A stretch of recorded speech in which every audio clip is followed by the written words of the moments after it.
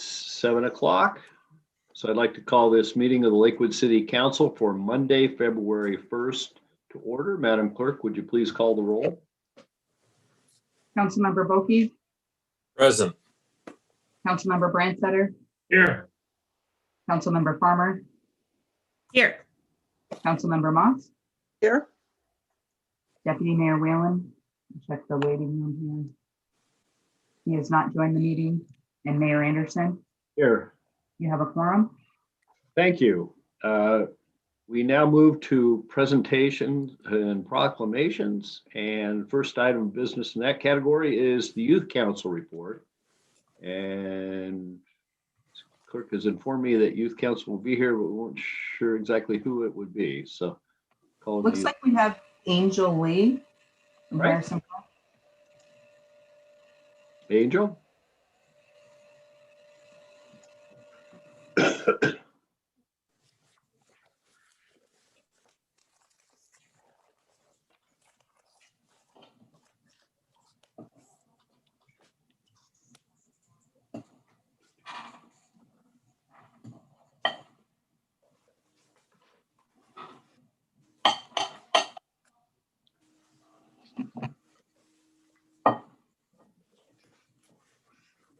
Mr. Whalen has joined us.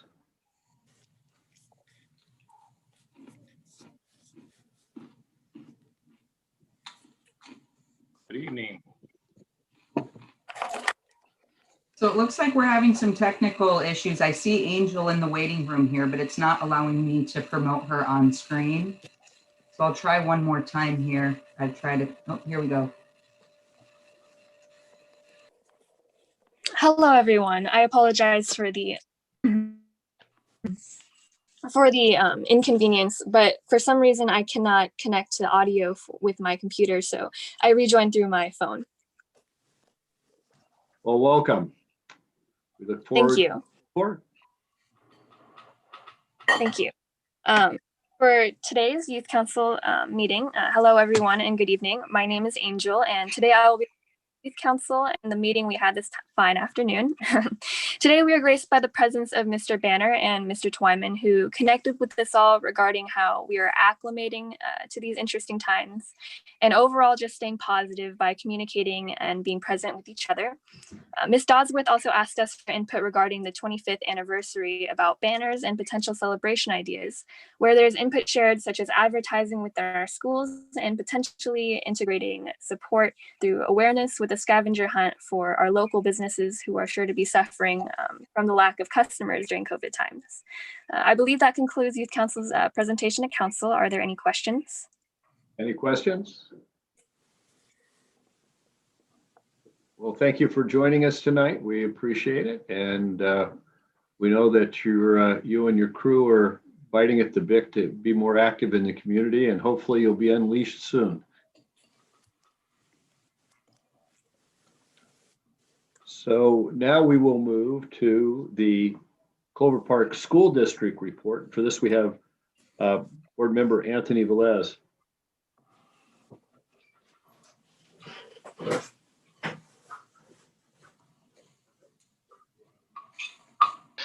All right, hello everybody. Thank you for having me. I am Board Director Anthony Velez, and I'm just going to go over some of our talking points. Elementary hybrid learning begins February 2nd, and we are prepared. And Clover Park School District will begin in-person learning February 2nd on a phased-in schedule, beginning with elementary grades. We've launched Mighty Mask, which is a Safety Heroes video, and it's in English and Spanish. And this is to help our students be safe and prepare for a great day at school. These videos are available on our district website and YouTube channel. Secondary schools are tentatively set to begin in-person learning March 1st. This schedule is tentative and dependent on State Department of Health guidance. More information about tentative return to learning timelines is available on the district website. So please visit that for more information. More buses are going to be on the road as we begin to bring students back into school for in-person learning. There's going to be a lot more buses and activities going on the streets. So we need to be aware for the morning and afternoon. So let's please encourage members of the community to slow down, observe these bus zones, and help ensure the safety of our community's children. It's a high priority. We want to keep that in mind. So please, let's reiterate that. COVID-19 vaccinations. State Superintendent Reichdahl announced a partnership between the state and Kaiser Permanente. Washington is focused on being ready to quickly and efficiently provide vaccinations for educators and school district staff. When the state moves into phases 2B through 4B of the state's COVID-19 vaccine phases, we are reviewing this information and developing plans to be ready to support these efforts once eligible. Elementary school hybrid presentations are available on district website. So Clover Park School District recently held virtual presentations in English and Spanish on hybrid learning for elementary families, which included information on safety measures, hybrid model details and schedules, and student wellness screenings, meals, transportation, and daily routines. So recordings of these presentations are available for viewing on the district website and YouTube channel. We will be scheduling virtual presentations on hybrid learning for secondary families in late February. Early learning program enrolling eligible students. So ELP has been bringing students to school for in-person learning in small groups twice a week. In addition to virtual learning at home, beginning February 8th, they will increase the number of students brought to school for in-person learning. Each family also reviews weekly learning kits with activities and materials such as art supplies, counting games, letter practices, and much more. They are used as part of the online class time, but families can use them independently to help their child develop skills and knowledge at their own pace. So how cool is that? Free meals continue for children as in-person learning begins. Clover Park School District will continue serving free meals to all children ages 18 and younger once in-person learning begins and will continue through the end of the school year. Every student attending school on a given day will have a free meal with breakfast and lunch available to them. Students can also bring their own meals to school. So that's always a good thing. We want to keep that option available. Families can also pick up daily meals at schools and mobile sites and order weekly meals on Fridays to pick up on Tuesday and Wednesdays the following week. February social emotional learning theme is friendship and kindness. Our students' social and emotional well-being are important to us. We have posted resources on the district website and developed monthly themes based on the curriculum students are learning. This month's theme is friendship and kindness. Resources on the district website and include activities you can do with your child. Daffodil Princesses selected at Lakes and Clover Park High Schools, which is pretty awesome. So Kayla Purdy from Clover Park High School and Laura Schulteis from Lakes High School are 2020 through 2021 Daffodil Princesses from their schools. The high school seniors will compete for the title of the Queen of Daffodil Festival in the spring. District partners with City of Lakewood to celebrate Black History Month. So throughout the month of February, the district is partnering with the City of Lakewood's MLK Committee to produce and send out a weekly e-newsletter to recognize national and local African-American heroes. The project, titled Hidden Heroes, introduces readers to one national and one local hero each week and is set by email and posted on the city's Lakewood website. So next is President's Day weekend, February 12th through the 15th. Schools will be closed February 12th and Monday, February 15th in observance of President's Day. Next topic will be for social media, and we'd like for everyone to follow and like Clover Park School District. Clover Park School District is on Facebook, Instagram, Twitter, and YouTube. So please consider liking and following the district for news, announcements, and pictures of our students and staff in action. Some updates for our upcoming school board meetings. Monday, February 1st, we have a meeting at 5:30 p.m. and then again Monday, February 8th at 6 p.m. And then Monday, February 22nd at 5:30 p.m. So please lock those into your calendars. Some of the school calendars that we're seeing here is a semester break, no school, that will be February 1st, and then late start, February 3rd, and then another late start, February 10th. President's Day weekend, as we noted, no school, which is February 12th and the 15th. And then we actually have a couple more late starts, and that'll be the 17th and 24th of February. And of course, for 2021, the board goals: student growth achievement, parent and community engagement, communication with stakeholders, supportive learning and enrollment, and environment for students, staff retention, recruitment, and professional development. So these are some of the main topics that we're going over with the Clover Park School District. Do we have any questions? Any questions for Mr. Velez? Mr. Branstetter? Yes, thank you, Mr. Mayor. Mr. Velez, recently, not locally, but more broadly, there was concern brought up about that Comcast was an internet provider that provided connectivity to a lot of low-income households, and that in parts of the country, they were finding that that connectivity was of such a slow upload and download speed that the children who were attempting to use it were at a disadvantage in terms of their learning. And I know that the Clover Park School District did some very targeted things to provide connectivity to students, but I was wondering if that is a concern amongst the staff or the students in the district, given that Comcast is one of our primary internet providers. Right, wonderful question, because as we have, been going through the struggles of online learning and just coming on top of with new solutions, we definitely saw some issues with Comcast and people even knowing that there were hotspots and free Wi-Fi available. So what we did was just do our best to respond and allow these students to have access and for them to know that.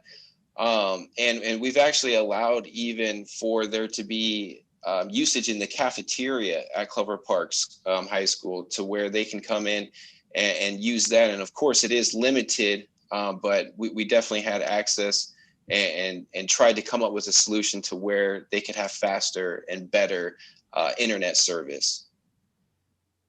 Does that answer your question, sir? So, but in the event, you are not really finding local concern with the technical level of service that Comcast was providing to low-income families? Not that we were aware of. I can definitely get more information on that for you, if you would like. Well, I think that it's perhaps Comcast has got a big footprint, and it may have been more relevant in other areas than here. So I don't need anything back unless there is some issue with Comcast. Not that I'm aware of. Overall, I think their performance was adequate, and it allowed students to be able to have that access. Although, there were concerns and there were issues with it. But once again, we did our best to overcome those issues and find solutions. Thank you. Thank you. Any other further questions? Questions from council? Thanks for bringing us up to speed. I know it's a busy time for the school district, and good luck on your transition here. Thank you very much. We appreciate that, and we look forward to the outcome. All right. Now we will move to public comment. In this COVID environment, public comments are accepted by mail, email, or live virtual comment. Send comments in advance by mail or email to Brianna Schumacher, City Clerk at 6000 Main Street, Lakewood, Washington, 98498, or excuse me, 499, or bschumacher@stevelakewood.us. Comments received up to 1 hour before the meeting have been provided to the City Council electronically. Clerk, were there any pre-meeting comments that were received? Mayor Anderson, we did not receive any comments in advance of this evening's meeting. Well, that doesn't preclude you from making a comment, because you can make a virtual comment. If you'd like to provide a virtual comment, you'll need to join the Zoom meeting as an attendee, either by calling by telephone at 1-253-215-8782, it's the number on the screen, and entering participant ID code 868-7263-2373, which number is also on the screen, or entering through the Zoom app and entering the participant code 868-7263-2373. Upon entering the meeting, please enter your name or other identifier. Use the raised hand function to be called upon. When you are called upon, you will be unmuted and you can provide your name and city of residence. Each commenter will be allowed to speak for 3 minutes. Outside the public comment period, all attendees on the Zoom call will continue to have the ability to virtually raise their hand. However, you will not be called on and your mic will remain muted, except for the time allotted for you to speak. Madam Clerk, do we have anyone in the waiting room to make comments? The first individual is Dennis Haugen. Okay, Mr. Haugen, you have your 3 minutes.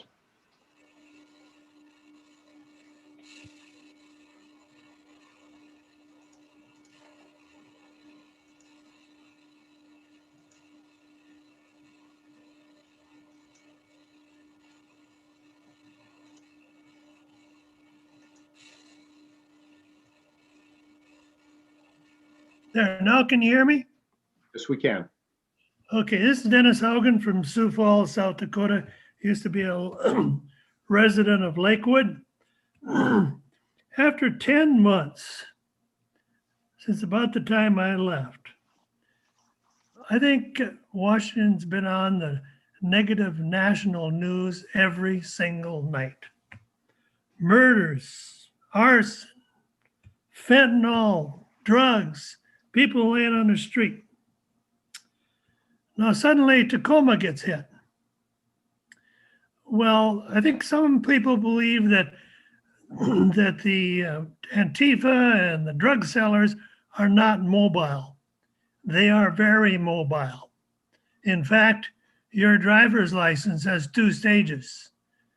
It gives one lower stage of the driver's license is for criminals.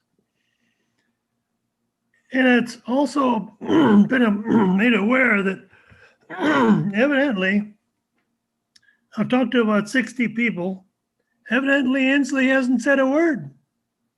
It's all quiet. I don't know how true that is, but I've just been asking. Maybe he's just looking for a new narrative. He hasn't got Trump to blame anymore. I don't know. But it's very different from governors that are successful.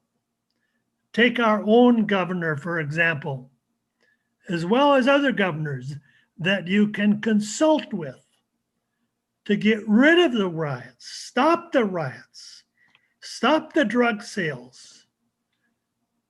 There are many governors that have done it successfully.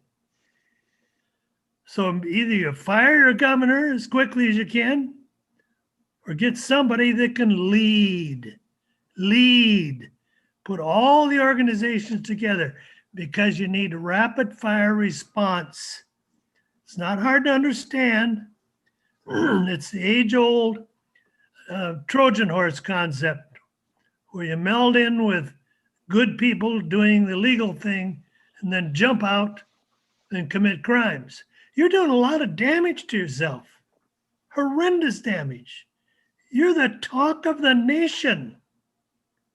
Get with it. You're going to have to put a leader together that can put it all together, all of it, and figure out how to do a rapid response so these people don't get the confidence that you're nothing but fools. When they lose the confidence that you're fools and they'll get hit hard, they'll quit. It's that simple. And the rats can hit you in any little suburb, Lakewood, Tacoma, Bellevue. You got to be able to hit them even if you don't know they're coming. Thank you. The next person signed up to speak is Helen McGovern-Pilen.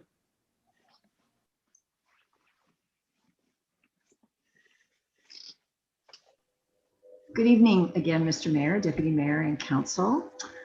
Here I am again at your meeting. I loved being at the last meeting and see the Sullivan family get their much deserved recognition from the Larry Saunders Award, but I have to admit, I may not have stayed on until 10 o'clock when you guys were done. I'm here again to encourage you to support Ria for the appointment that you have coming up. If you've heard me speak at other things, like when I was at EFN, you know that I very much look at leadership as a relay. And I think you have a unique opportunity to pass the baton to someone who has the skill set perfect for this time, for this job. I've known Ria for 20 years, and I think during that 20 years, she's been absolutely in training for this job. Starting with the Youth Council, I think if you add all of the other folks who have applied for this position, Ria has attended more city council meetings than any of them combined.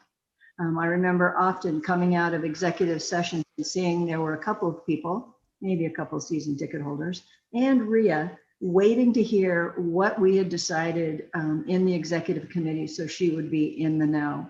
So I really believe that she is the best person for the choice. As I had mentioned previously, her lived experience is so unique and would be so valuable to so many of the people in our community who are unrepresented. I think in that training, she has shown up, she has listened, she has asked for advice, she's given advice, but she is a lifelong learner. And one of you on the council who I may have had a fundraiser for, you may remember that I said that her time was coming. And I really honestly believe it's her time. And I hope you do too. And I know that you've heard from Andy Gernon, I believe, who also was a former city council person who says that she would select her. I certainly would select her. And I think I could speak for Claudia, were she here to be with us, because she was totally on Team Ria, that she would select her as well. So I thank you for your time. I know it's not going to be an easy decision because you have a lot of really wonderful folks who have applied, but I truly believe and know that Ria would be the best choice.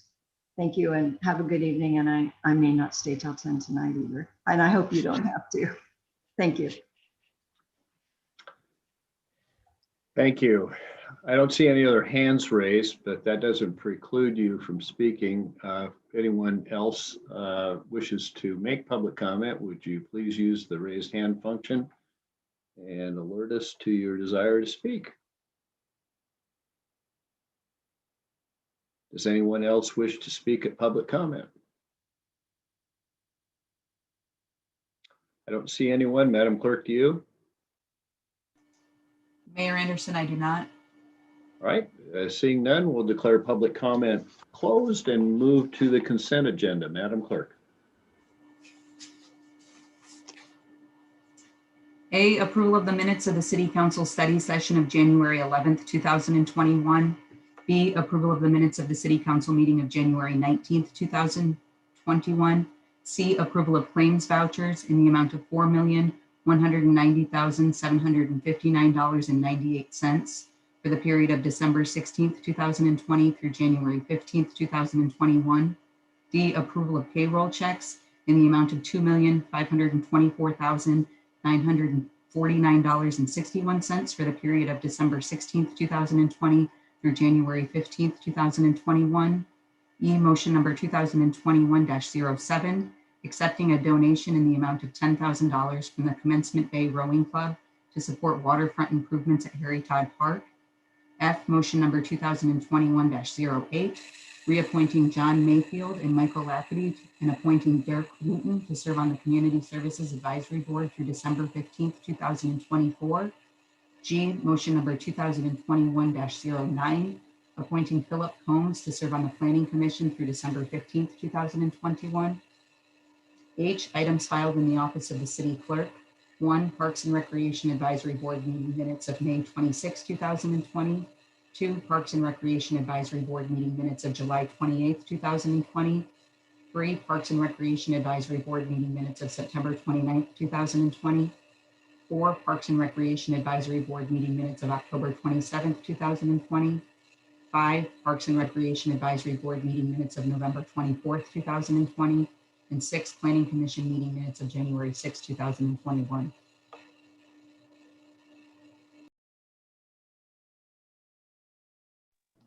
Is there any item which any member of the council wishes to have removed from the consent agenda? Hearing none, I'd entertain a motion.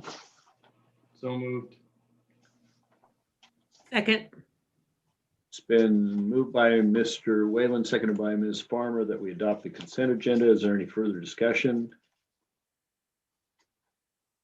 All those in favor, please signify by saying aye. Aye. Aye. Opposed, nay. The ayes have it. Motion carries. We now move to regular agenda resolution, resolution number 2021-01. Madam Clerk.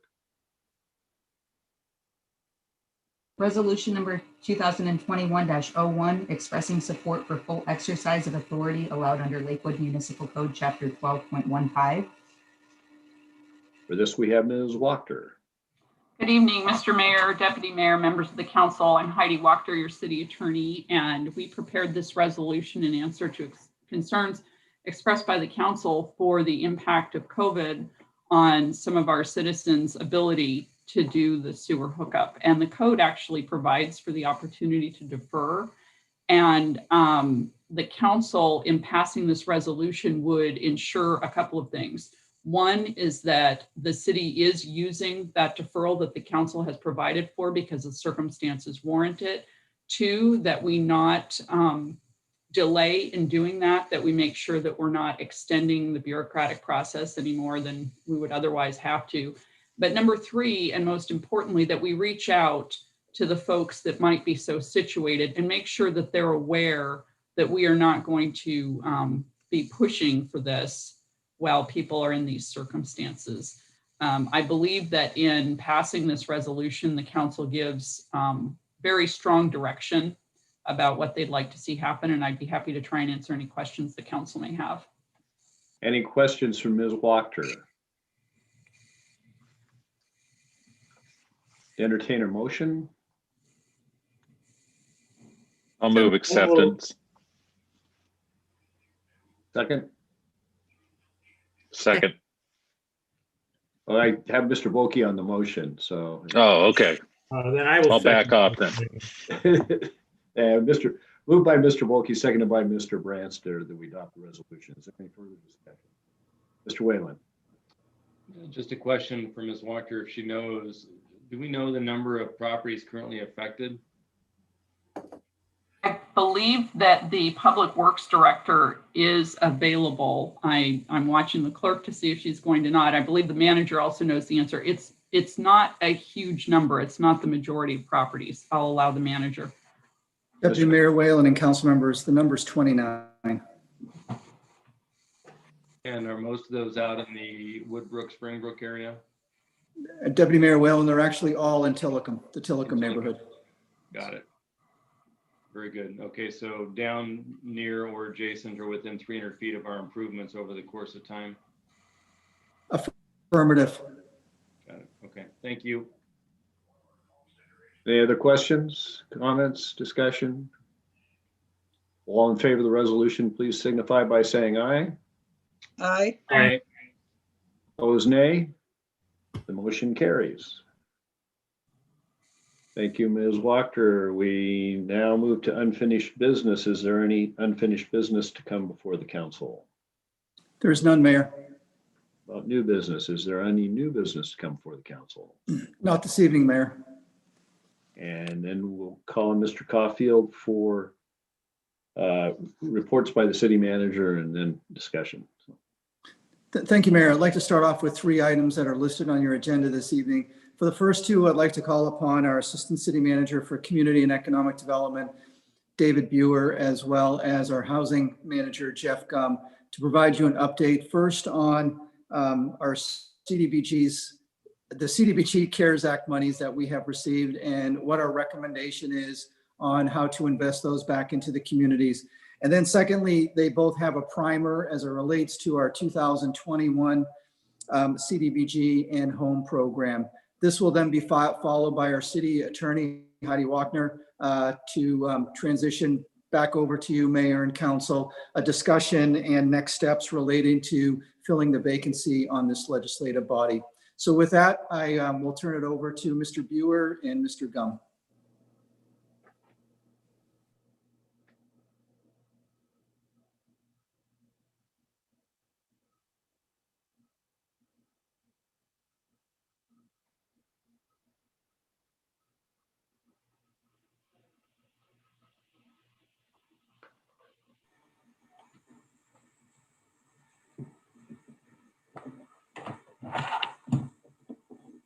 Good evening. This is Dave Buer. I'm going to go ahead and let Jeff Gum take the lead on this particular item. And with that, I see Jeff has joined us. So take it away, Jeff. All right.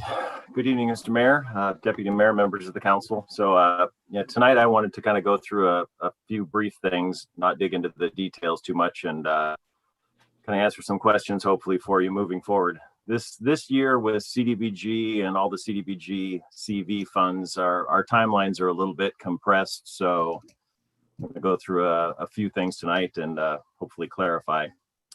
So kind of where we are with CDBG CV, the federal government had 3 different allocations. It was fairly similar to the NSP allocations. They did a 3-round process as well.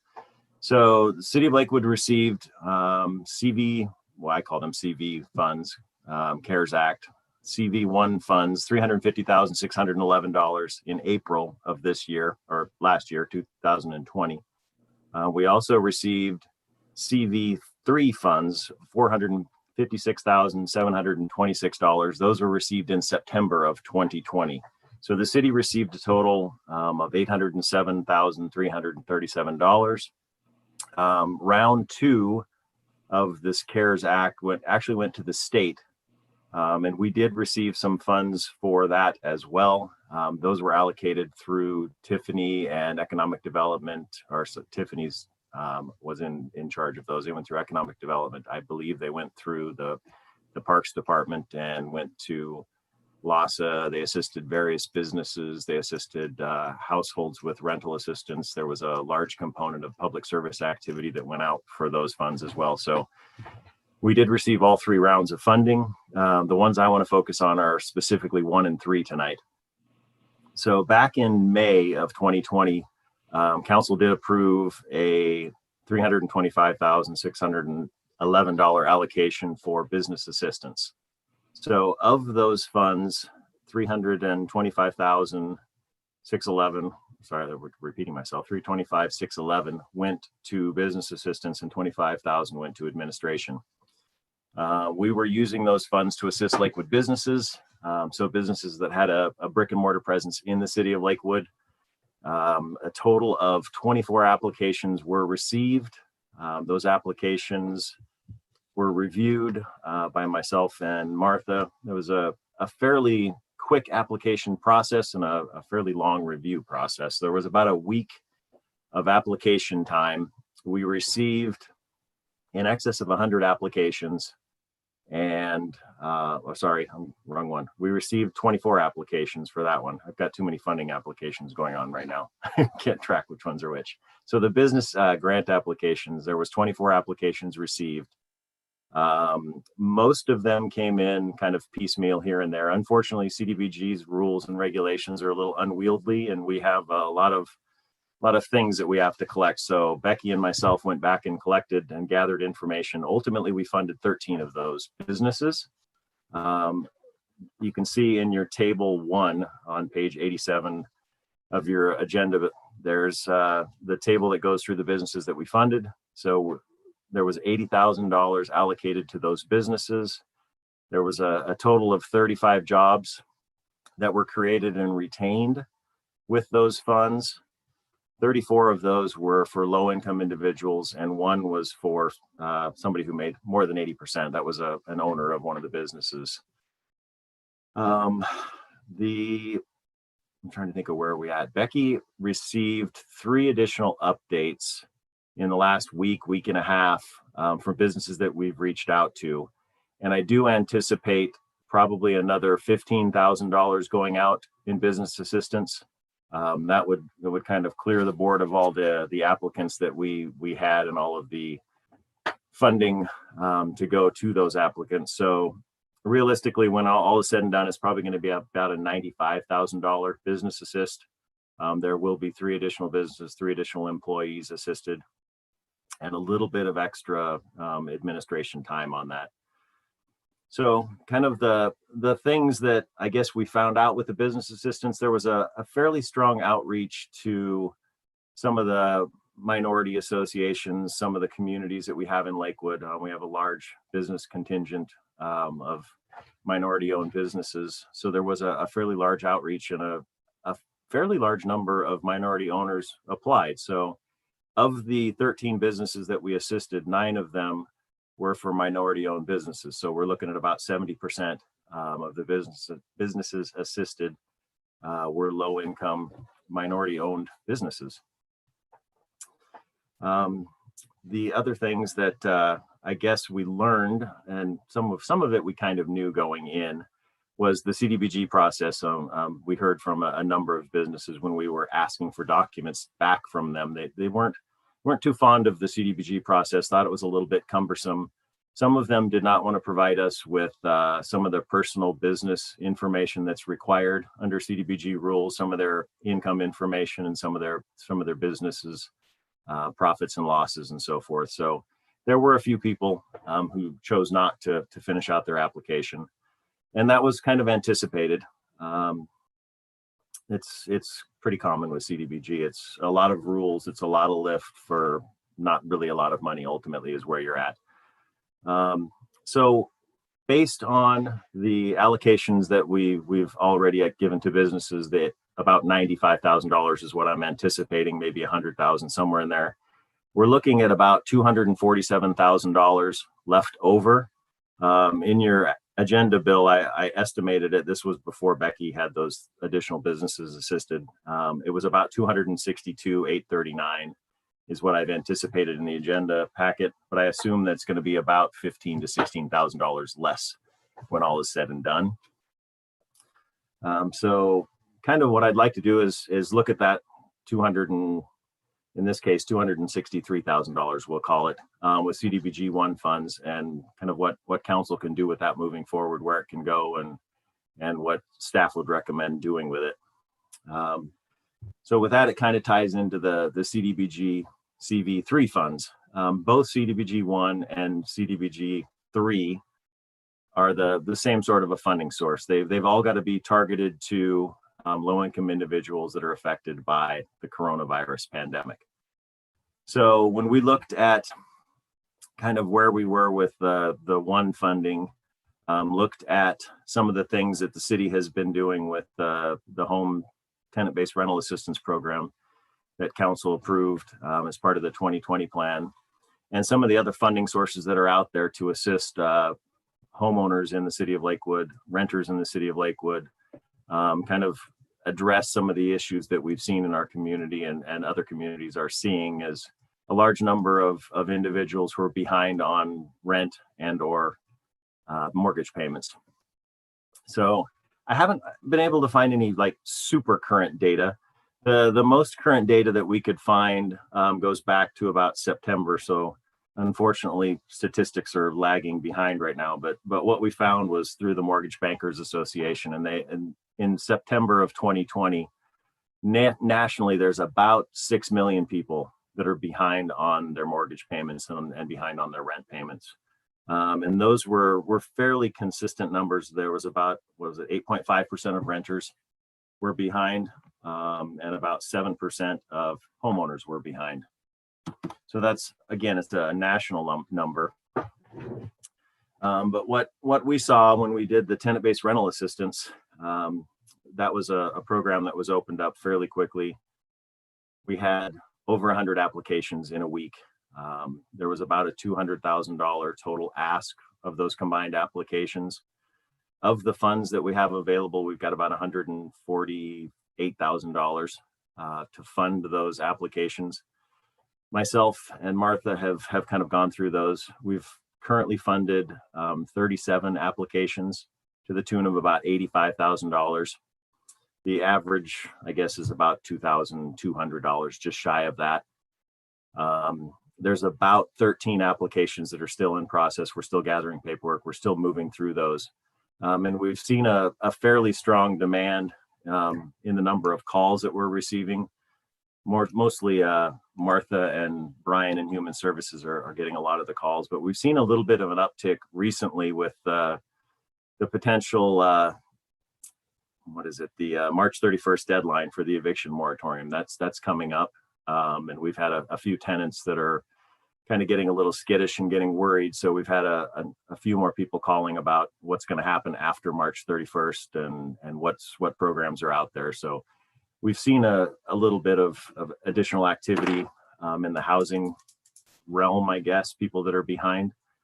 The programs that are out there, they're kind of limited right now. The Pierce County had a program up until, I don't know, probably about a month or two ago, maybe 2.5 months ago. They allocated about $2.2 million for rental assistance and mortgage assistance. They did not allocate any money. I talked to Brian Schmid, who's kind of my counterpart with the county. What he said they wished they would have allocated a little bit more money to would have been some housing counseling, maybe some assistance for tenant-based rental assistance, those types of things to help people kind of figure out how to get caught up, not necessarily paying all of the money to get them caught up, but kind of get people back on their feet financially through planning. So that's something that we are considering, as you'll see later in the proposals. And the other thing that's out there, it's not available to City of Lakewood residents, but Tacoma is looking at about $2.8 million in rental assistance. So CDBG and CARES Act. So there's a large contingent of funds kind of that are out there, but unfortunately they're not available to the citizens of Lakewood. So something that we looked at.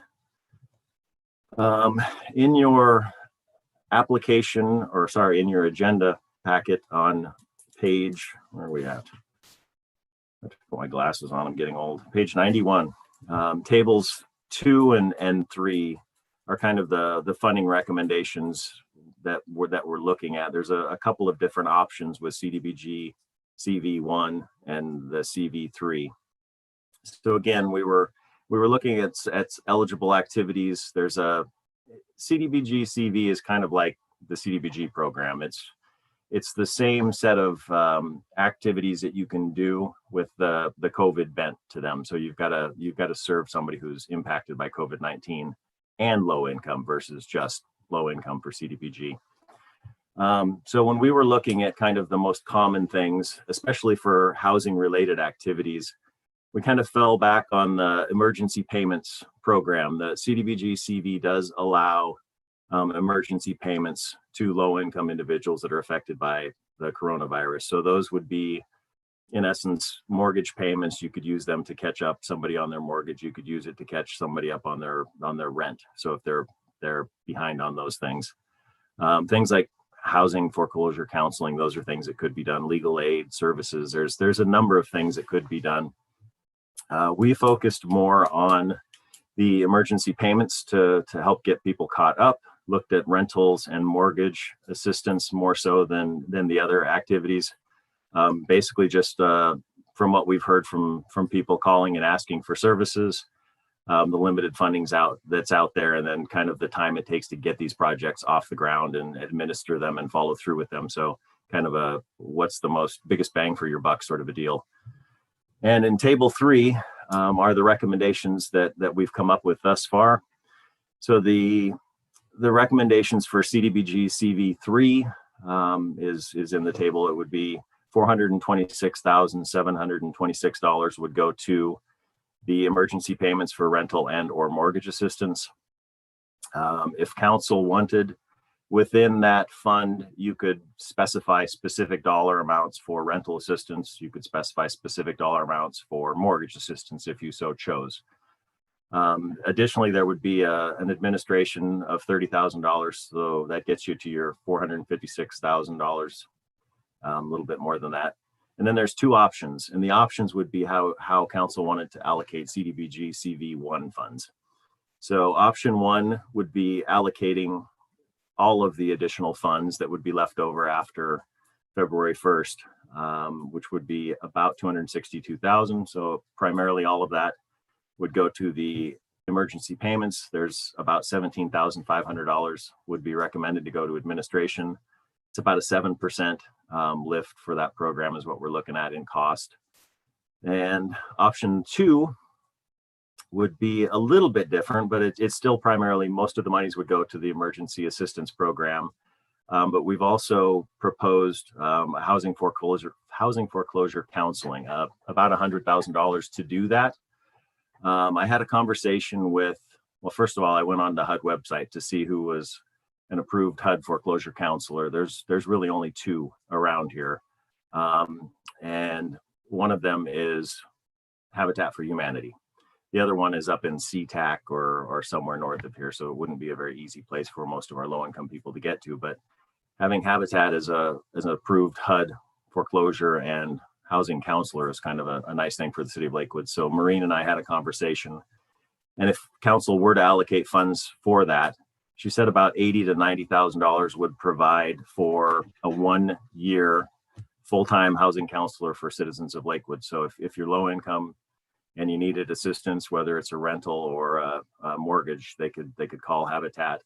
Habitat would have somebody hired specifically to help Lakewood citizens and kind of help them through the process and see what they could do to assist them. So it would be a good program to do. It's something that's eligible with CDBG. It's eligible with the CARES Act. I would, if council wished to do that, I would recommend to probably do that with these CARE Act funds rather than the CDBG funds, only because there's a little bit more, the rules have been relaxed a little bit with the CARES Act, so it's a little easier to accomplish it right now. CDBG rules coming in 2021, if you were to allocate the funds as part of the annual action plan, tighten down a little bit, and some of the restrictions on caps and so forth would come back into play. So realistically, if it's something that council wanted to do, I would recommend doing it and going with option 2 for the CDBG CV1 funds. And then kind of giving you a look going forward. So the table 4 gives you a timeline on page 92 of the agenda pack. And right now, we're looking to come back to council February 16th. There's a 5-day public comment period that happens once we kind of have some direction from you all at council and figure out where we want to go. We would then say, hey, here's the plan. Here's how council wants to allocate the funds. There's a 5-day comment period. We come back to council on February 16th. You would approve the amendment. Those funds would then be allocated. And then it's just kind of an administrative process to go through HUD and kick the project off March 1st is what we'd be looking for, and get those funds out and allocated as quickly as we can. So with that, I turn it back to council and city manager and see if you have any questions of me. Well, Jeff, as you know, the circumstances change weekly and sometimes daily. And unfortunately, by virtue of my day job, I have some updated information, which is actually good news for folks who need assistance. There's a federal emergency rental assistance program, a massive grant program Cities in I believe over 200,000 were eligible to apply, as were any jurisdictions, and that level. And there's pretty much a per capita grant. Both Tacoma and Pierce County applied. Tacoma is receiving something in the neighborhood of $6 million. The county is receiving just over $20 million. That money actually arrived today.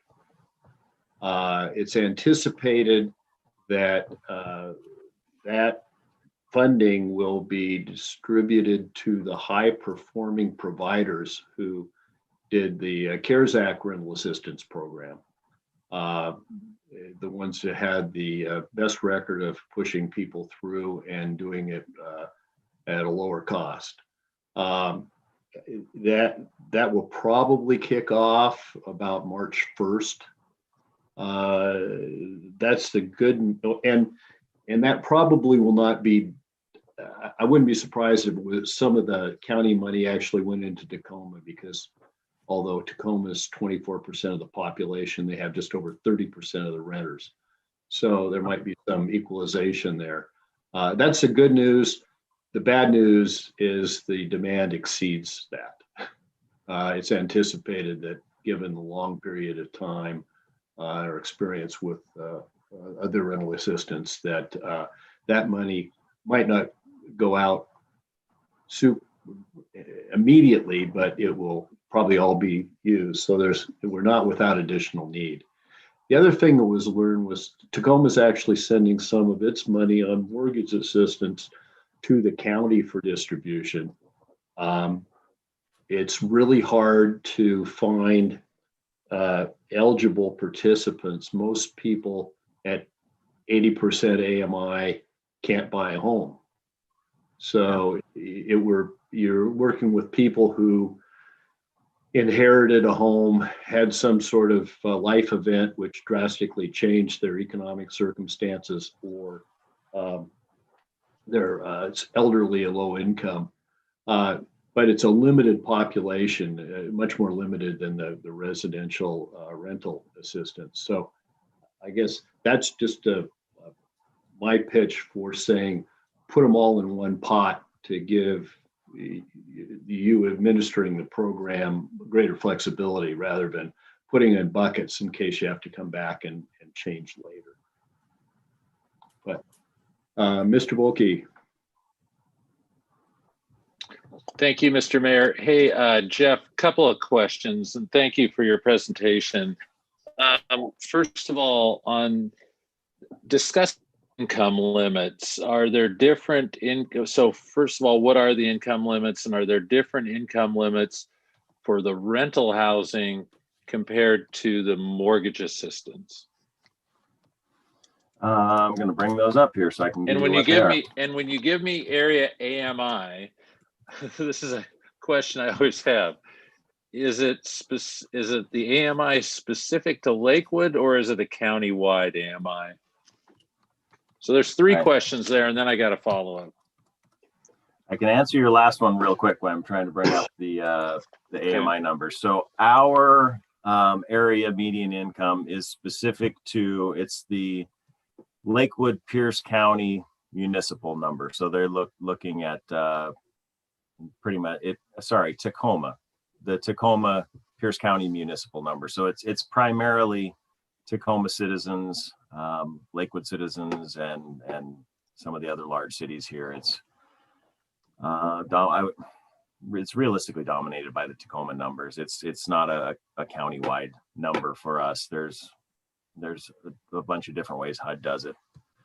And our number is, bring this thing up, 49,500 jumps out at me right off the top of my head for a household of one, but I will tell you in 1 second. My computer is not the fastest tonight for whatever reason. Income limits, here we go. Oh, come on, computer. There we go. If I was in my office, it'd be right over my head.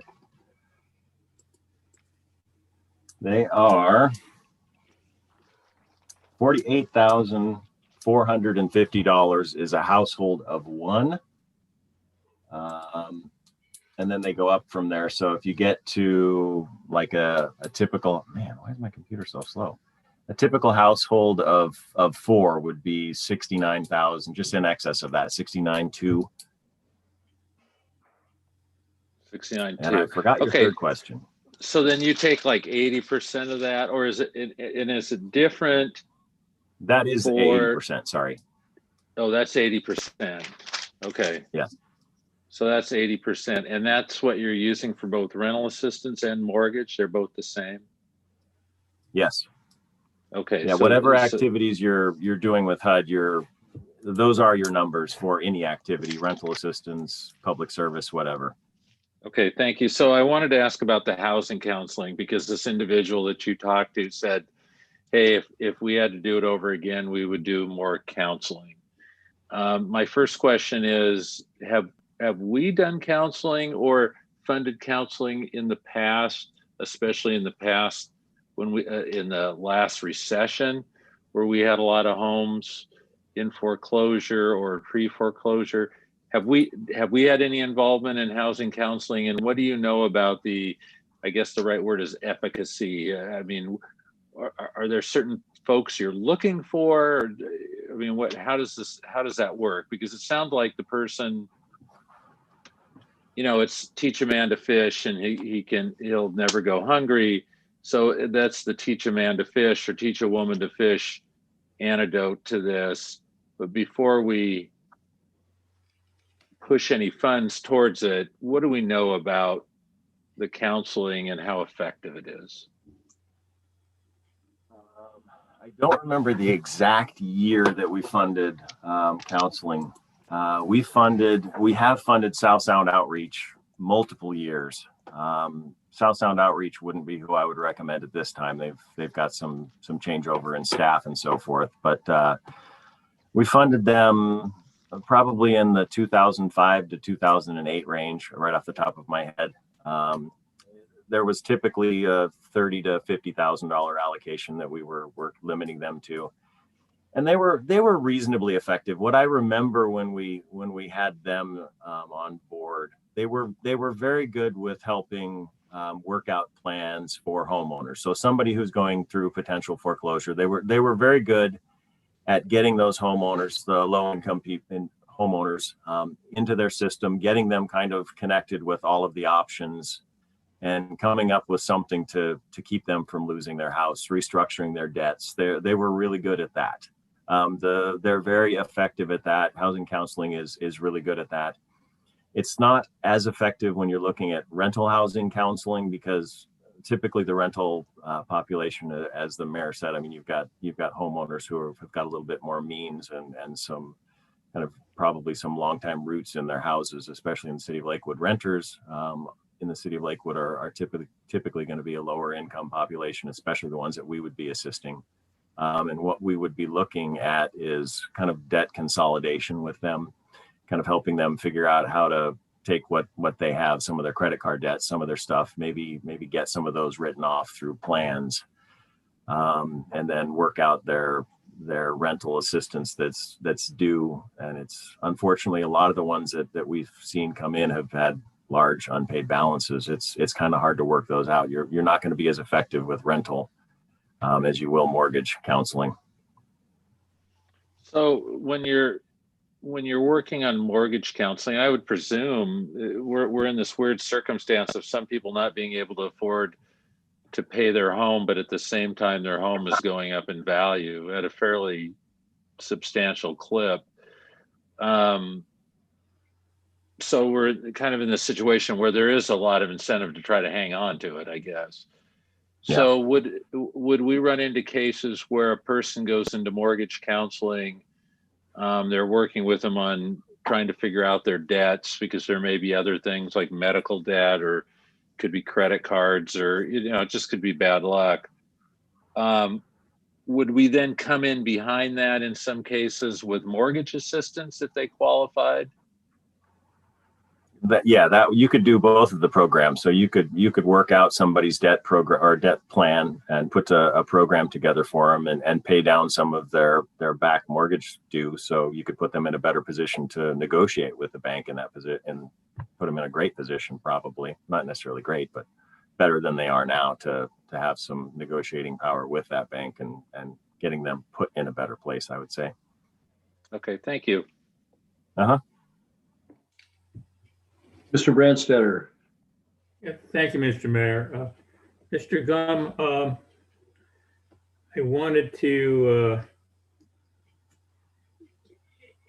just ask you the question about you spoke to demand for rental mortgage assistance and indicated you had a backlog of requests already, and that with the upcoming moratorium expiration, there are people who are seeking to access programs, and that if we had a program, we'd have essentially applicants already and experience of where if we have a program, people will come.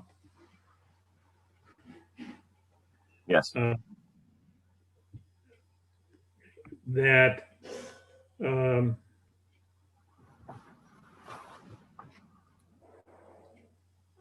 the rental mortgage breakdown between based on the inquiries that you've been getting, are they predominantly rental, as we are a predominantly rental community, or are we seeing a significant number of mortgage things that relate to our older homes owned by older members of our population? Predominantly rental are the calls that we've been receiving. We've had a few mortgage calls, and yeah, I believe, I don't know the number. It's probably a handful, and most of them are seniors that we've talked to that are behind on their payments. Mm-hmm. I recall back there were a number of consecutive years of where we specifically did some mortgage homeowner counseling, and then we've also done with the 1% dollars. We've had some providers that provided just general financial counseling that could roll this in to be able to go and do that. And I think we even have in the current pending contract for this biennium, at least one, if not two providers that have that as a part of what they do. I would be of like mind with the mayor to say that I wouldn't want to try to take X number of dollars for mortgages and X dollars for rental, but leave that to you and your staff. And I also sort of look at launching into a counseling program.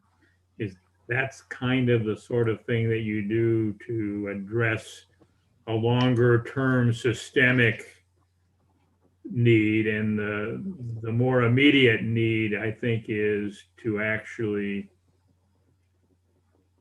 help another 30 families or homeowners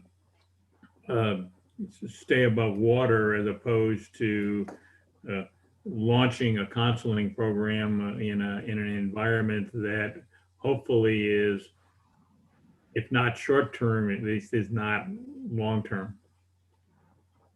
So in your options, I'm looking for the first option of where we put all the money into assistance that'll actually go to renters, landlords, and owners.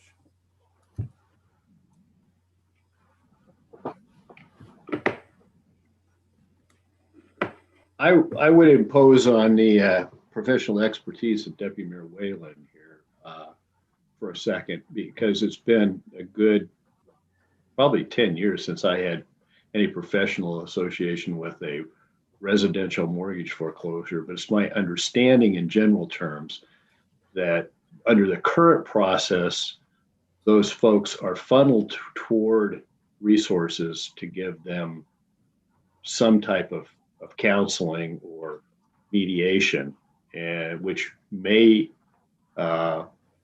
in this environment, kind of result in a situation where financial institutions, especially with rising equity, are willing to renegotiate forbearance plans quite readily. But maybe Jason, you know something that I don't. I think that's the theory. I'm not sure how well it works in practice currently. The last time I've done much by way of residential foreclosures has been some time now.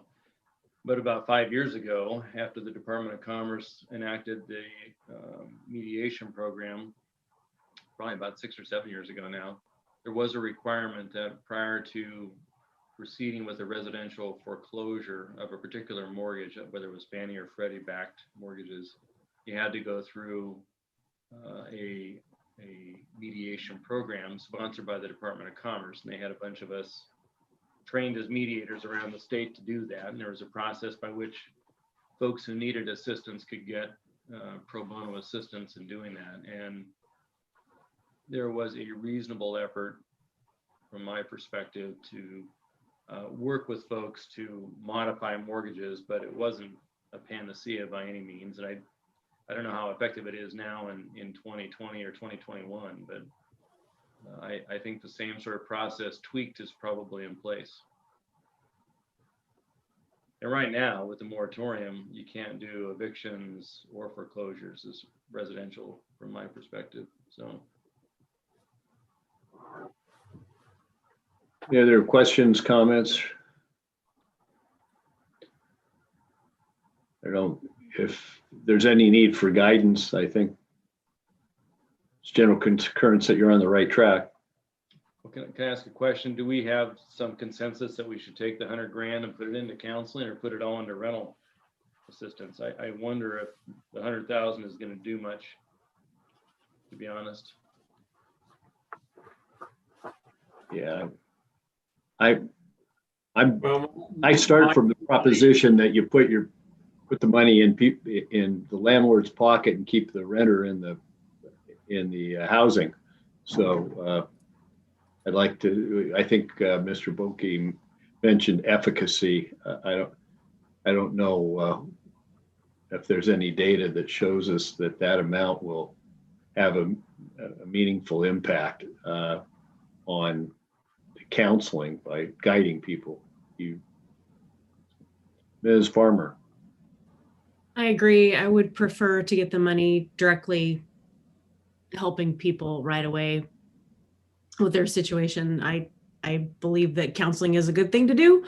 But by the time we could connect with Habitat and even see if they have, well, obviously hopefully they have the capacity since you've already talking with the CEO, but my preference is to get that money back into the community right away.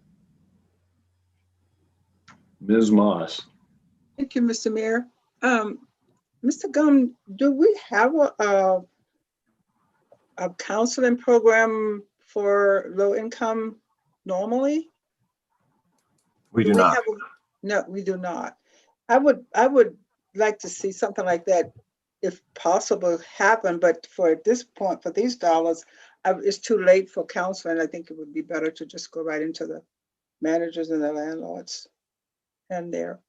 But a counseling program would be very helpful to some low-income people that are struggling and have never had an opportunity to get on their feet and learn how to actually handle their mortgage and so forth. So if that's possible. Something council can fund, yeah, if so chosen.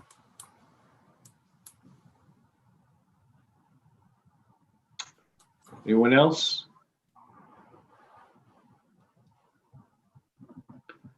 Well, thank you, Mr. Gum. As always, you're as successful as you can be in bringing sanity to the intricacies of the CDBG. Great.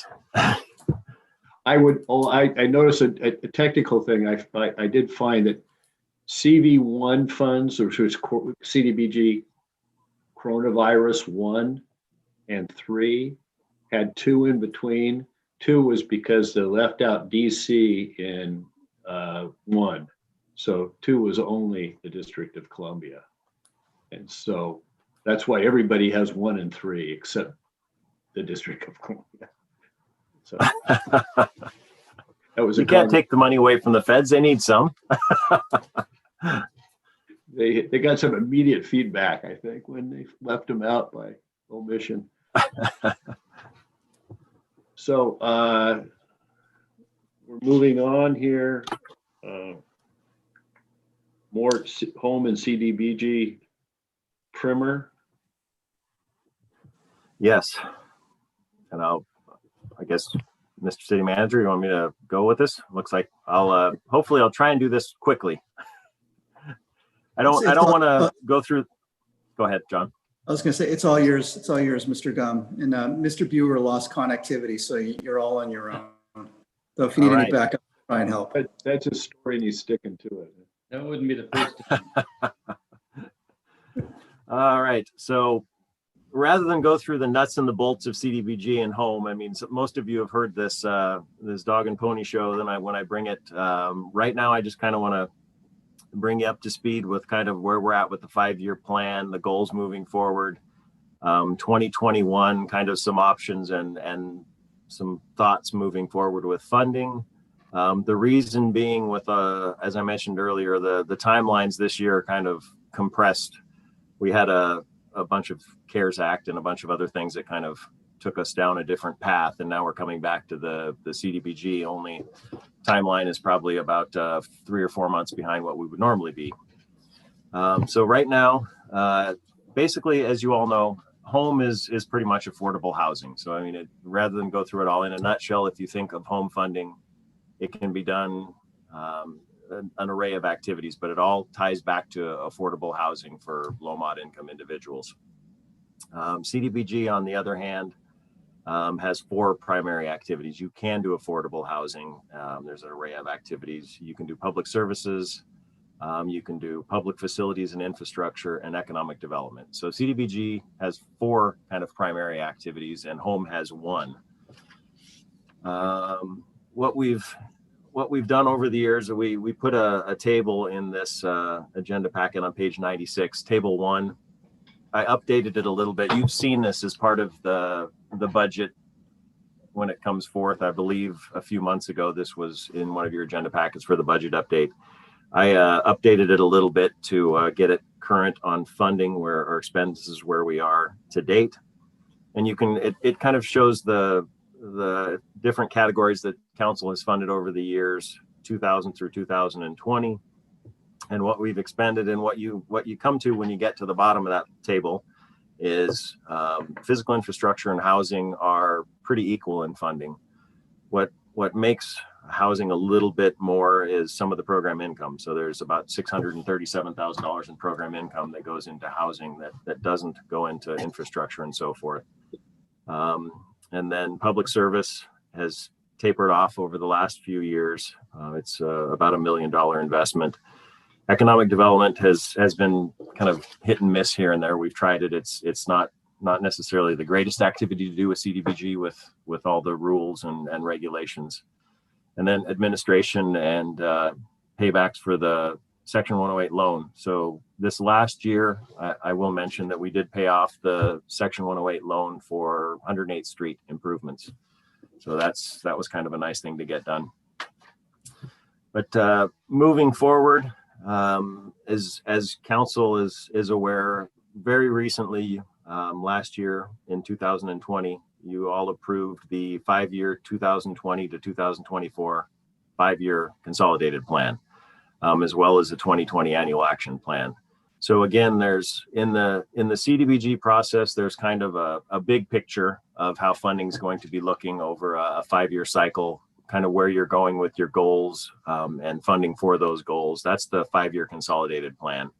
And then you've got every year within that 5-year plan, an annual action plan is formed, and you're basically kind of picking off goals and funding within that 5-year plan to be carried out in a specific year. And then those activities are then kind of tallied through the 5-year cycle. And hopefully when it's all said and done, you've met your goals for the 5-year plan. So in the 5-year plan adopted, there was 4 goals. They were housing instability among residents. There's homelessness in that category. Another goal was limited supply of diverse rental homeownership opportunities. Third goal was need for accessible, culturally competent services. And 4th was a need for accessible homes and facilities. There really isn't any, those are kind of catch-all goals. I mean, there isn't any real specific HUD speak that you have to define goals as. Each county or each city, whomever's developing these things, in this case, it was a Tacoma Lakewood Joint Consolidated Plan.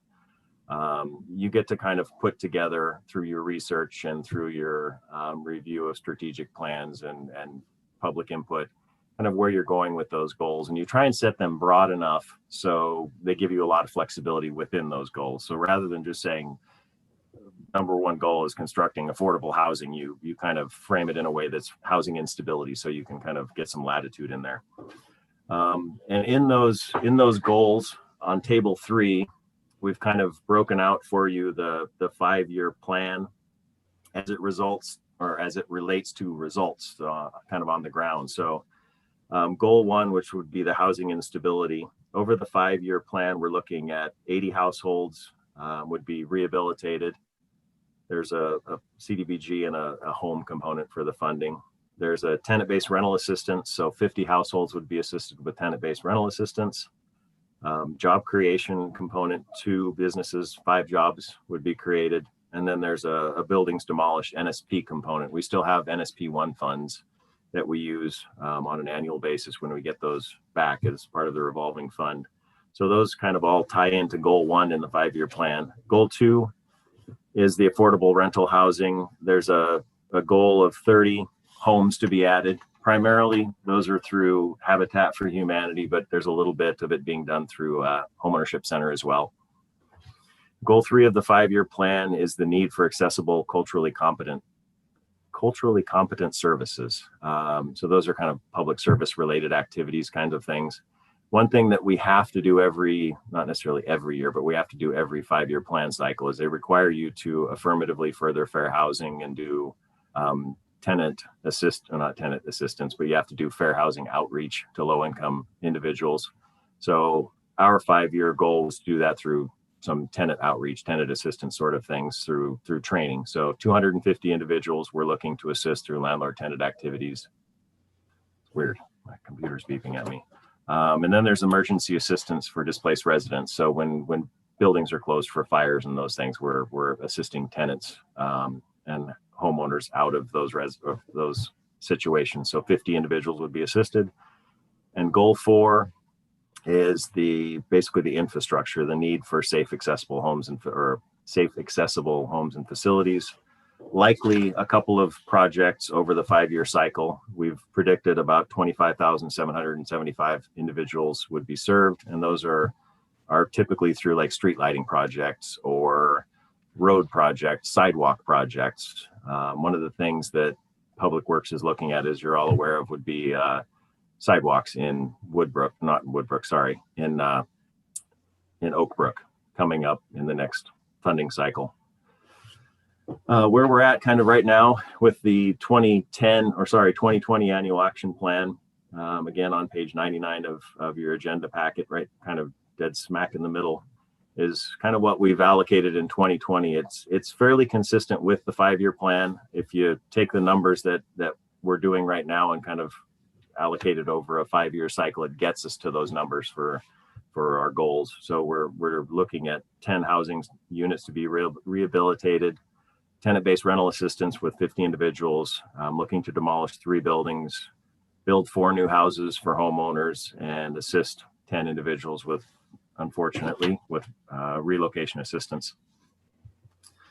And then kind of the annual action plan and the 5-year plan, we kind of wanted to go through, there's tables 4, 5, and 6. I won't necessarily go through them, but the annual action plan and the 5-year plan kind of drive the projects that the city's looking at. And that's basically, those 3 tables gives you a kind of a 3-year outlook what we have right now, those show projects that are funded, that are either ongoing or will be ongoing through that funding cycle to kind of get you to the 5-year goal.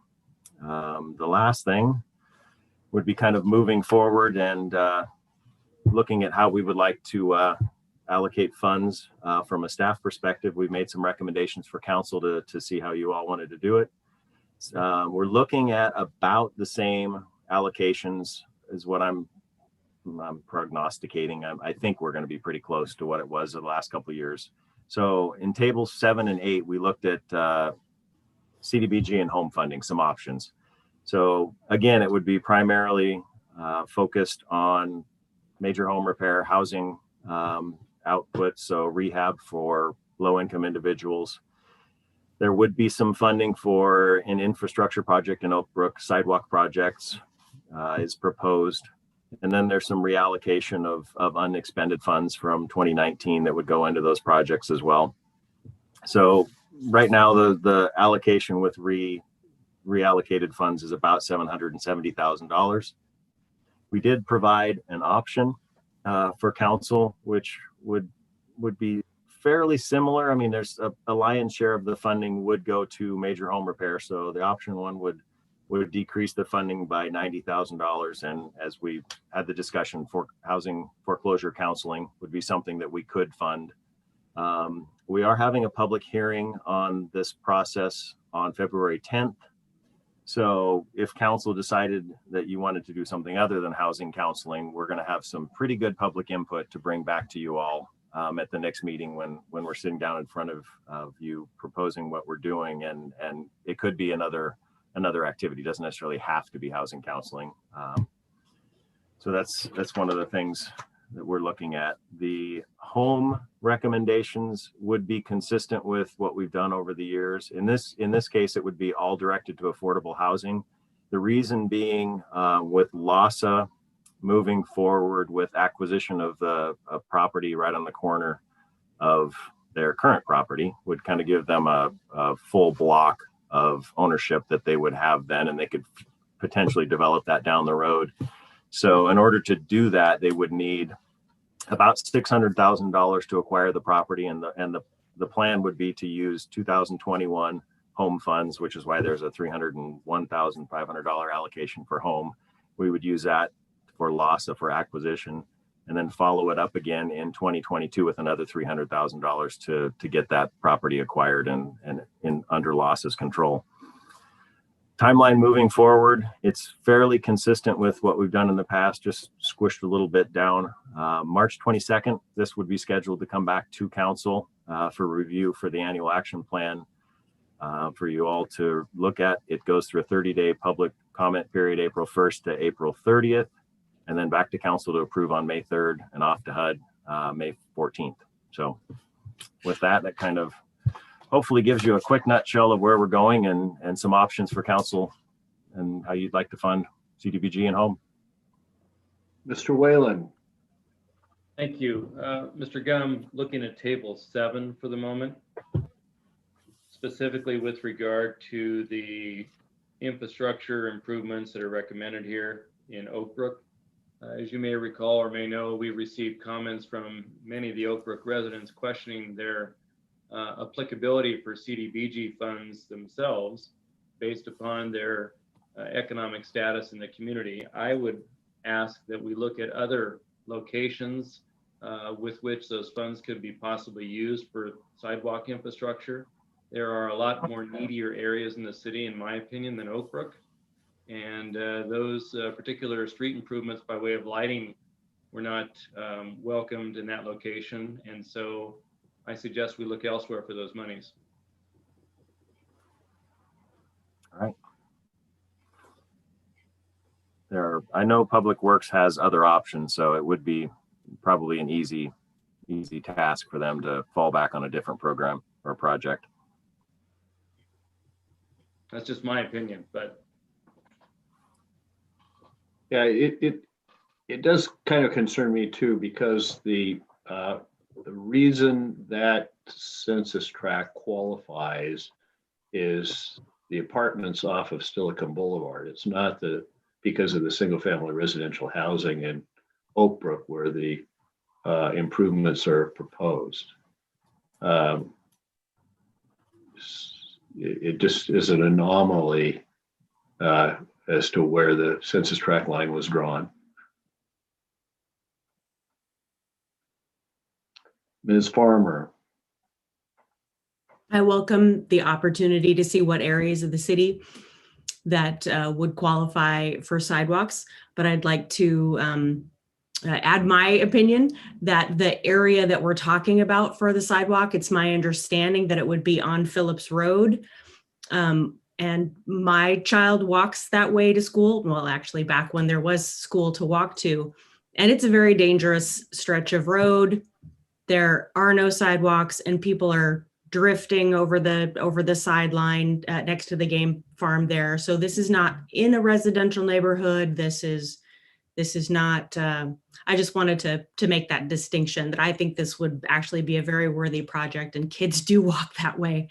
And they don't walk through the park. They don't walk through the game farm, even though it's right there. So it's crazy, but I think this would be valuable. Any other questions or comments? Mr. Bulkey. Thank you, Mr. Mayor. I'm open to looking at other projects within the city if there are any up and ready to go. There is that missing portion of sidewalk on Phillips Road that Councilmember Farmer alluded to, which is it's a glaring issue now that we have received those other sidewalks, and this would connect to ones that we got on Safe Routes to School money. And maybe if we could get Safe Routes to School money to replace that, that would be great. But I really do think that this section needs to be completed. I would also point out that because of you would think that the Oak Brook community would not hit the numbers, but you have to remember now that there's a large number of adult family homes, and you have to take the income of the individual's residents in those adult family homes, which could neighbor, I don't know if there's 40 homes in there or 50 homes at 6 people a piece, that's 300 people who have very, very low incomes.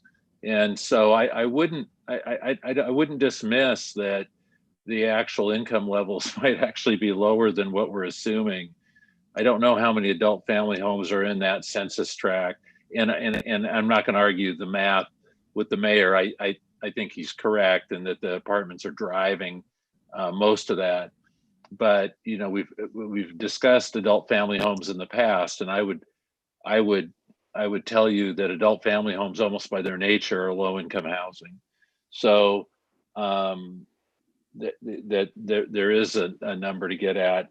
I'm fine with looking at alternatives, but I'm also would like, if I want this project on the board, and if we can't get Safe Routes to School money, if we can get Safe Routes to School money to replace it, all the better. If we can't, then I think we should go ahead with that, because it's a glaring problem now.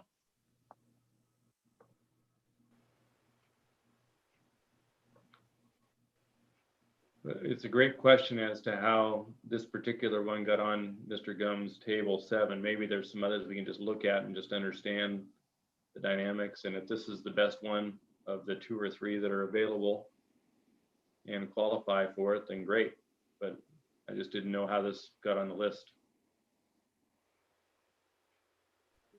This came about through the Public Works Director. I think they looked at their tip and came up with this project. I mean, they've always been looking to do projects in Oak Brook to kind of fill out the last piece of the puzzle, because over the years we've spent a ton of money on sidewalks, and we focused in low-income neighborhoods around schools. So it's kind of been the forgotten neighborhood, I guess, from around the school. We've done probably 70% of the elementary schools we've built sidewalks around. We've done a bunch of the middle schools we've built sidewalks around. So I believe that's why the Public Works Director was looking at this last piece of the puzzle, sort of a thing. But I do believe they have other projects, and I can ask them and have options moving forward. That's easy to do. Mr. Branstetter. Thank you, Mr. Mayor. Yeah. You know, this is in fact something that was briefed to us a couple of years ago about that the sidewalks along Phillips, because they fell, when you look at a map of census tracts of where CDBG funds can be used, you know, we're there, and that's how it got on the list.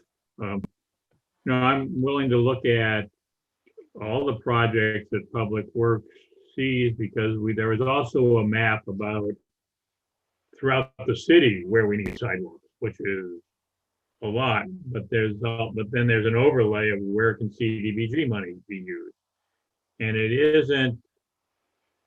And so it's really a question about where will you make the greatest impact on safety.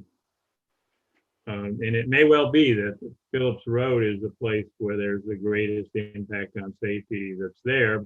But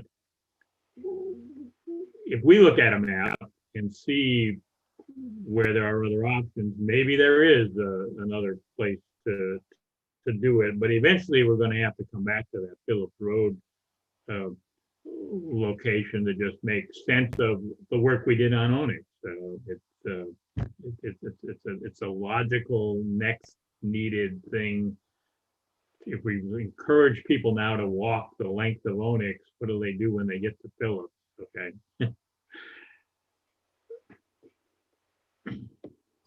Mr. Volkey. Yeah, thank you, Mr. Mayor. And so I'll go back. Mr. Gum, housing major home repair. I think I'm just, when you mentioned major home repair, I'm just nodding and acting like I think I know what we're talking about. So describe to me, again, by income level, who you're targeting with major home repair, how you find these folks, and what kinds of repairs are we making, and kind of the typical size of the project?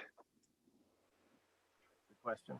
So major home repairs are housing rehabilitation programs. So it's going in and fixing things in a household: roofs, windows, doors, insulation, whatever needs to get fixed on a house to either bring it up to code or make it a little bit more livable for whomever's living in there.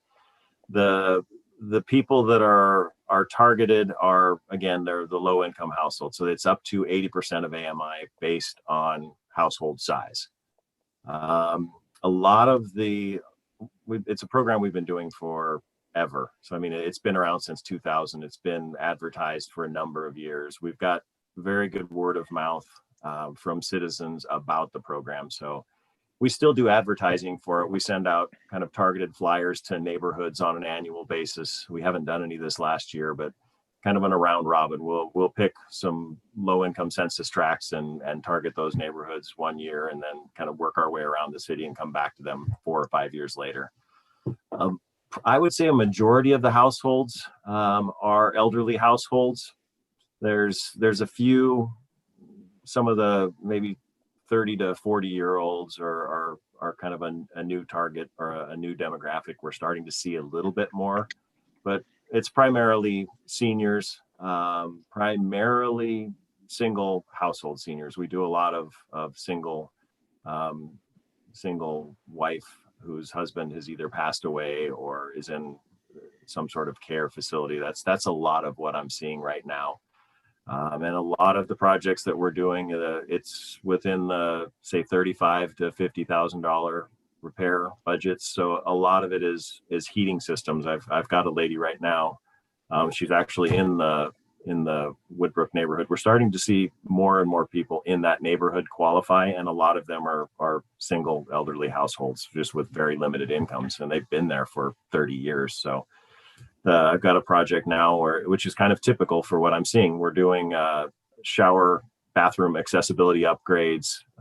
She's getting all new heating systems put in her house, new insulation, some windows, a little bit of electrical upgrades, just kind of stuff to make her house livable so she can be there for the long haul.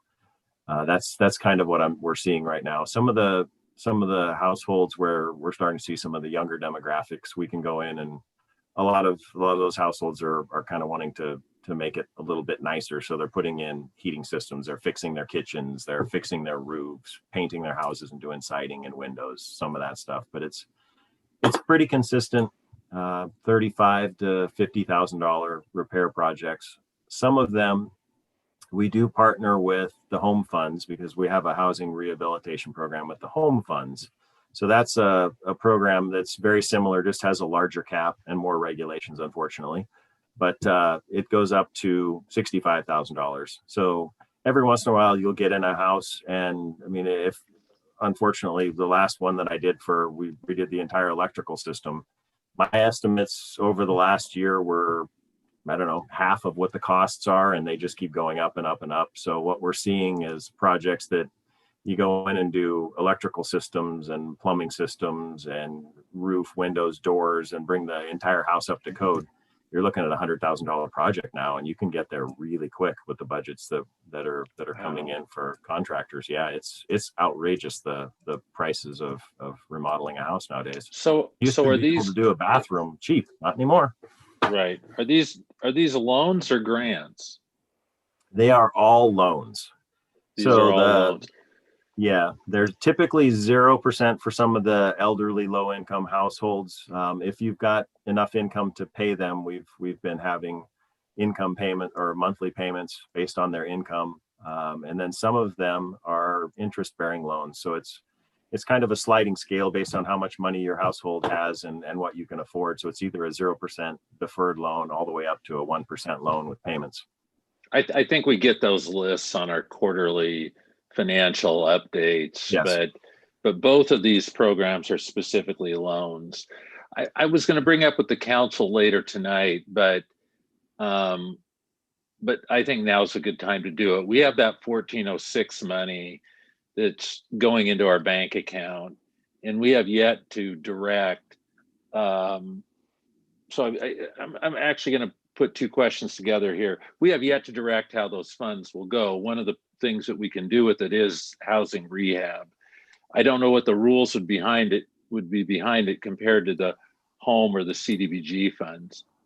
So that's one thing I think we're going to need to discuss here in the near future, because the money is just sitting there and we supposedly have a housing crisis. The other thing that I'd like to ask is, do you work in concert with the county guys who are doing like home insulation? They've got the federal pass-through dollars that come down for I think it's insulation or something, and that kind of stuff, weatherization. So I would assume that would also be, do you work with them, and is that grants or is that loans? Those are grants. And yes, we have worked with them on projects. Two or three projects ago, we had a large rehab over budget. So they came in and they did some of the insulation, some of the vent work, and some windows and stuff for us to get our budget down to where we could do it for the individual. Okay, thank you. Uh-huh.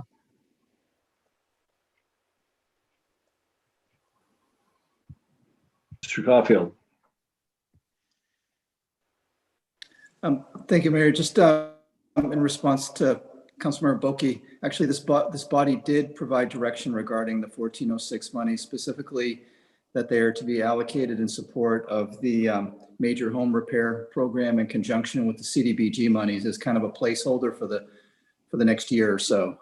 But certainly if the council wants to come back and revisit that, you have that flexibility. And you know, we haven't even received a half a year's distribution from the state on those funds. So we're hoping to begin making those available sometime in 2021 once we get some kind of a massing of monies, if you will. Thank you. Mr. Branstetter.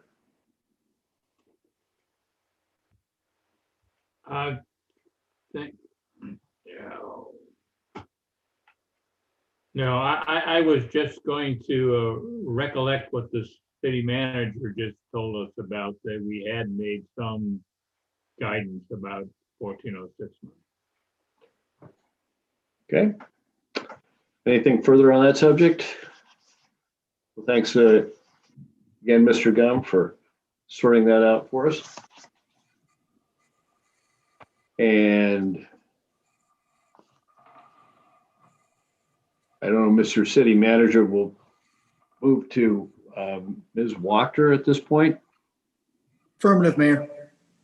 Thank you, Mr. Mayor, Deputy Mayor, members of the council, Heidi Wachter again, City Attorney, to go over with you the last page of your packet, which talks about your selection process for Lakewood City Council Position 5. You can put faith in this particular memo because it was prepared by your city clerk, and she diligently went about the business of having it reviewed by our Human Resources Director as well. As you can imagine, there's a fair amount of experience from our Human Resources Department. In preparing this, the city clerk actually looked into what we've done before and the comments that the council had made. And so it's a one-page document showing some of the questions that you might consider asking and the candidate attributes that were provided to the city clerk.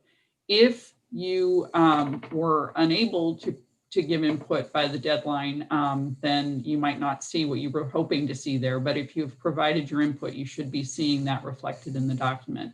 I'd be happy to try and answer any questions that council may have. This is truly your process.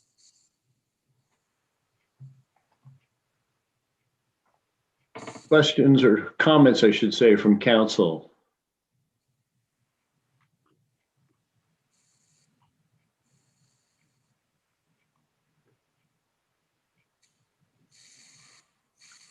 Mr. Whalen.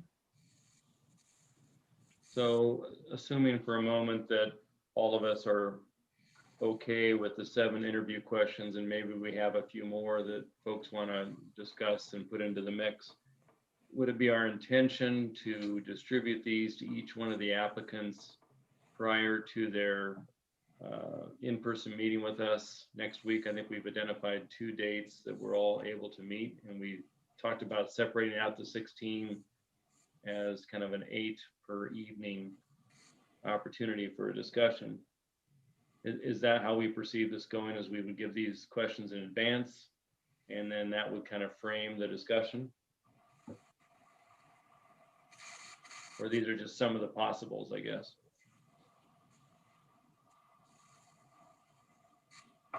Ms. Farmer.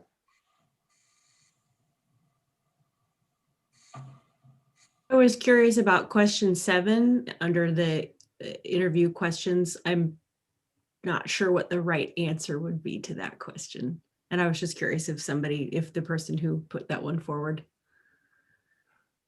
could enlighten me. I would offer that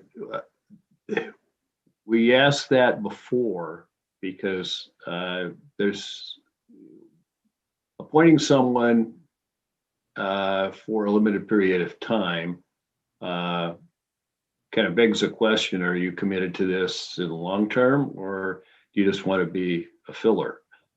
And if someone doesn't intend to run for election in the first general election following this, I think there's a question of commitment. Well, the converse to that was the last time we did this, we punted.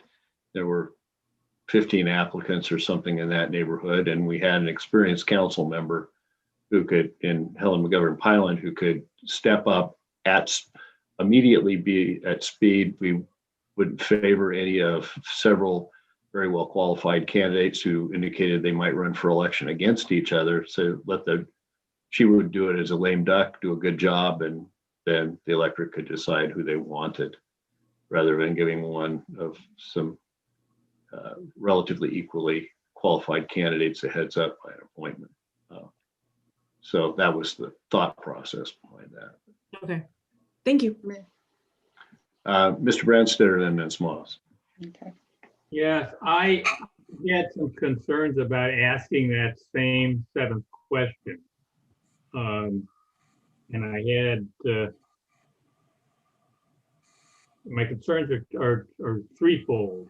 One is that I'm not sure what I would do with the answer to that question. Secondly, it's a yes/no question. It's not an open-ended question.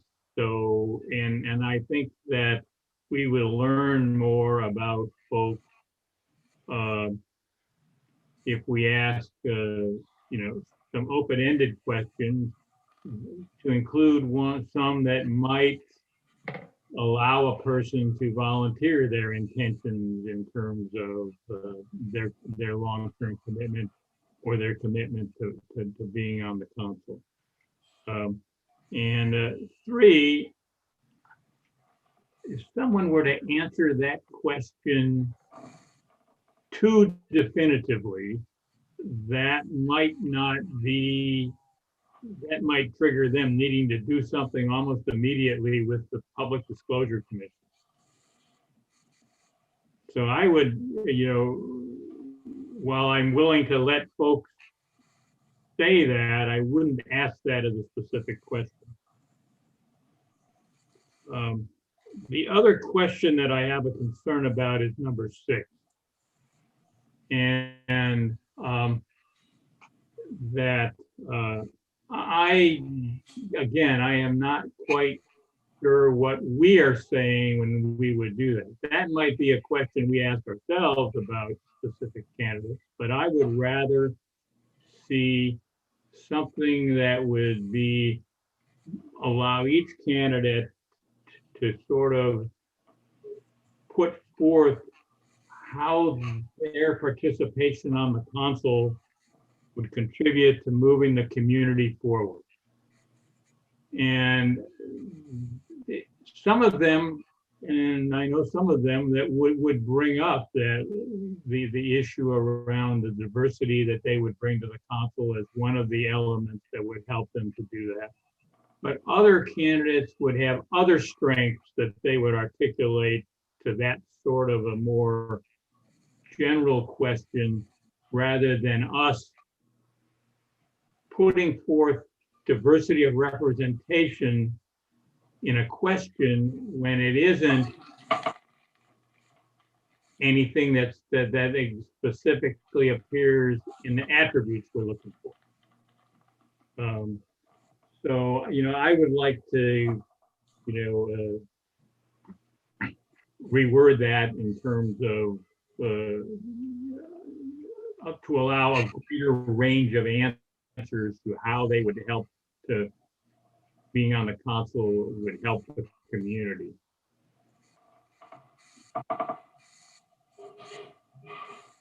Mr. Bulkey. Yeah, Mr. Mayor, I guess I want to ask the question. How many questions do we want? I was thinking we were thinking along the lines of about 5, because we're going to have an opening statement and a closing statement, and so I'm okay with the editing out of some of the questions, because I thought our goal was like 5 questions or something. Did we come to a meeting of the minds on that? I don't recall it being discussed, so okay. As to any definitive number. But yeah, we do have a limited period of time, so that makes sense. Ms. Moss. Mr. Mayor, I was just going to make the comment when we were talking about, have you considered running for position 5 in 2021? 2022. That one of the candidates did say they were planning to run for the position in 2021-22. So I don't know if that's a bad question or not. Mr. Whalen. My thought is probably good to narrow the questions down if we're going to ask them consistently to all the candidates. And so I would be fine with Mr. Brandstedter's suggestion that maybe we morph proposed question 6 into number 1. So number 1 would state, what special skills, talent, or background do you bring to the city council or background or life experience or something like that. And that way it would combine the thought process there. I wrote down life experience. You can't see it here. Yeah, that works. I think Uh, along that same line, I think that's asking them what their specific, whether it's education, training, vocation, life experience, would add to the council. How we're this kind of a multiplier instead of just a sum of everybody's the same numeral. Right. Mr. Volk, your hand's still up or up again? No. Well, I would suggest that we have a committee of 2 to, rather than try to do this as a committee of 6, condense those and kind of morph them in if that's the consensus of the group. I would also suggest that we give the candidates a specific time for opening and close. That's, they're on the clock. So you have a 1 minute opener, and just pulling it out of the air here. 1 minute opener, 1 minute close, 2 minute opener, 30-second close, whatever it is, that same committee of 2 come up with what you think based on the number of questions, how you allocate their time. And I would nominate Mr. Whalen and Ms. Farmer if they're amenable to doing that. Sure. The communicator and the wordsmith. Yeah. So our task is to whittle this down to what, 4 or 5 maybe? Yeah, like 5-ish. Yeah. That works. And come up with a kind of a time template for how we're going to handle that. Okay. Mr. Branstetter? Yes, Mr. Mayor, I think we also need to commit that when we notify candidates of their time of their interview, that we tell them the specific questions because of the fact that we're going to hold the interviews over 2 days and not to disadvantage candidates that are on the first day. I Agree. agree entirely. I think that came up before. I don't know that we made any definitive statement on it, but it certainly makes sense to me. And then are we going to let them decide which day to come and just tell them available slots, or? Doodle poll, probably Okay. the first. If I might, I believe that your city clerk can be helpful in coordinating between available dates. She knows where you all will be on those dates, and she's quite talented at bringing the other folks where they need to be at the given time. That works. Yeah, sounds good. Good job. Yeah, perfect. All right. And we have a plan. Mr. Caulfield, do you have any questions? Because we're going to blame it on you if it doesn't come off smoothly.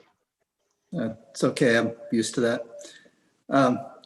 Mayor and council, quick question. So you have a committee of 2 that are going to kind of finalize the process, opening, the timeline and the questions and such. And I would imagine, do you want them to bring that back to you as part of your next meeting, which is next Monday, the 8th? So then it would be this time next week that you would finalize everything. However, based on the previous polling that was done, the first interviews would begin next Tuesday, the 9th. So that's really not enough time to reach out to all the candidates to give them an opportunity to sign up for either next Tuesday or even Wednesday. Not to throw a wrench in it. Mr. Whalen. Can't Ms. Farmer and I finalize these and get them to the city manager before this Friday, and then he Absolutely, we can do that. So basically, Deputy Mayor, what you're saying is that whatever you and Councilmember Farmer put together is what it's going to be, and get that out to the mayor and the rest of the council members, and then begin or do you want us just to move forward with scheduling those those interview slots now? I think you would schedule the interview slots now, and then we would give the questions to them before the weekend, so they'd have Saturday, Sunday, Monday to work on them themselves. Okay. And I think we're more interested in listening to the candidates than listening to the questions. So sometimes the questions aren't as important as Right. Agree. manner of response. All right, good. Just wanted to close the loop on that, make sure that we're all on the same frequency there. So we'll move forward with sending out a poll to all the candidates. And if I recall, one candidate removed themselves from the process. So I think you're down to 15 over 2 days. Mm-hmm. And then is it 15 minutes or 20 minutes that you wanted to allocate to each? Wasn't it 10? It was Was 10. it 10? Was it 10? 10 to 15, because we were doing 4 per hour, right? Remember, so it was 15 minutes roughly per person. Yeah. The I think deputy mayor and I can why don't we budget 12? 15, yeah. Do 4 in an hour. Okay. All right, we'll budget 15 for each, but they have 10 to 12. That's fine. Okay. Mr. Volkey, you're muted. 2 minutes opening statement, the 5 questions at a minute or minute and a half, and then a 2-minute closing statement. I thought we were more in the neighborhood of about 10 minutes each, but I'll let you guys hash that out. And then, did you want to begin that meeting at 7 p.m.? It is a special meeting, so you can begin it at 6 p.m. if you wish. Or did you want to go so you'd be 7 to 9 as opposed to 6 to 8? I'd rather have 7. 7's fine. I'm okay with either. I'm okay with Okay. that. Okay. That sounds good. Just wanted to verify. All right. Well, thank you for your patience with me on the logistics there. Right. So I have some other updates if you're interested, Mayor. And That's where I was going. Mr. Caulfield. Thank you, Mayor. So I think as everybody's aware, last week, the governor moved a number of regions into this new defined phase 2, which includes Pierce County and of course, Lakewood. And there's some good information out there in terms of what the impacts are across a number of businesses and activities and sports and things along those lines. I just learned, for example, that Major League Baseball is going to kick off in time for all of those of you who are hardcore Boston Red Sox fans. So that's finally some good news that's coming down the lane there. Actually, in all seriousness, something else that we learned late this afternoon is that since our region is now in phase 2, that legislative bodies are permitted to hold in-person public meetings in addition, including having the virtual options. There are some parameters surrounding that. And so what I'd like to do is bring back to you next week under reports by the city manager, some options and alternatives if this body wanted to move away from having all virtual meetings and going to have in-person meetings or having a combination, because some people might be comfortable with meeting in person, others might not be. So again, we learned of this late this afternoon, and I'd ask the council's patience for us to bring back some options for you at your next meeting. Along those lines, I think I mentioned this to all of you today when I talked to you, is that it's recommended that I think you schedule a follow-up retreat to your council retreat from last March to kind of bring together the council goals that you had put together during that particular time period, as well as the update to the strategic plan. Shannon Kelly Fong can be available to come back and finalize that. It will depend upon what date that is. It looks like based on your schedule and your calendar, the month of April is out for a number of you. So what I'd like to do is I'd like to suggest March 27th, which is a Saturday, and we can figure out a time and a location. And then Likewise, we can figure out the logistics of whether it will be in person or if you wanted to do a combination in person, virtual, again, depending upon the level of comfort and things along those lines. So I just wanted to put that on the table, and maybe under council comments, you could bring that up to kind of, determine what the council's desires are there. Otherwise, perhaps looking out into May. And the reason I don't suggest earlier in March is you might want to give the new appointee to the council vacancy position some time and an opportunity to get a little bit of, to get their feet on the ground in terms of council business and things along those lines. As it relates to the COVID-19 vaccination, I know there's a lot of information out there about what's going on and what's going well, maybe what's not going well. I do want to let you know that we did reach out to, the health department and Pierce County DEM and just let them know that whatever the city of Lakewood can do in terms of assisting or providing resources or whatever we can do once more vaccines are made available, and it might not be today or tomorrow or even next month, but as we look out later on into this spring and summer, whatever the city of Lakewood can do to help distribute those vaccines, we're more than willing and able to do that. I do want to bring to your attention one of your boards, the Landmarks Heritage Advisory Board. You are now down to 3 members. Under your code, you have a maximum of up to 9. We have, the city clerk has done her due diligence, like with all vacancies, reaching out to a number of entities and organizations and volunteer groups and service clubs, et cetera, et cetera. But at this point in time, we haven't received much feedback in terms of folks interested in serving on that board. So I just wanted to make that aware to you in the event that of folks out there that might want to be involved in this particular board. At your next meeting, the police chief will be providing fourth quarter 2020 police report, including with a focus on crime statistics. I'm pleased to report that the crime rate continues to, it dropped off again in 2020, albeit by a very, very small amount. However, one of the key indicators of how safe our community is in the area of aggravated assaults and simple assaults, and which also includes domestic violence. And those statistics are down considerably. The other part of the report that this is a little concerning is just the number of, again, weapons, handguns that we continue to pull off the street when our officers are out there on a day-to-day basis. But again, more to come next week on that. Myself and the mayor, as well as our government relations contractor, Jake Johnson, will be meeting with Congresswoman Strickland next week to talk about our federal priorities, which is really focused around areas of defense, transportation, and of course, COVID relief. The farmers market, I know I had reported previously that we were looking at shifting that from Friday to Thursday at Forest-Steilacoom Park. However, given it is likely that the turf infield projects will not begin until later on, later on in 2021, we're looking to actually move it back to the Fridays, just given the success of that event that we had last year. And so if you're looking for more information on that, please see our webpage. The Chambers Creek Trail project took a little bit of a bump. Phase 1 of that project, which consists of building a trailhead at Phillips Road in Lakewood, down across Chambers Creek with a good sized bridge over to Kobayashi Park on the City of University Place side. The bidding of that project was supposed to go out now.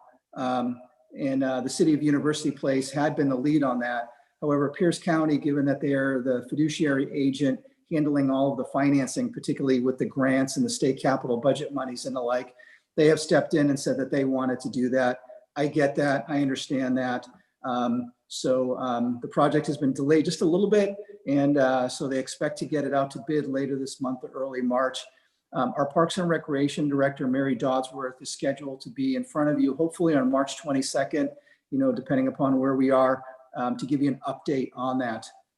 Phase 2, which is to construct a larger 2.5 mile trail, beginning at, where the Kobayashi Park property is in UP and Phillips Road is in Lakewood, all the way down the whole canyon there.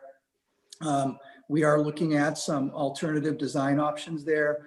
The original design was to build it right down on the creek, which would consist of a number of boardwalks and bridges and things along those lines.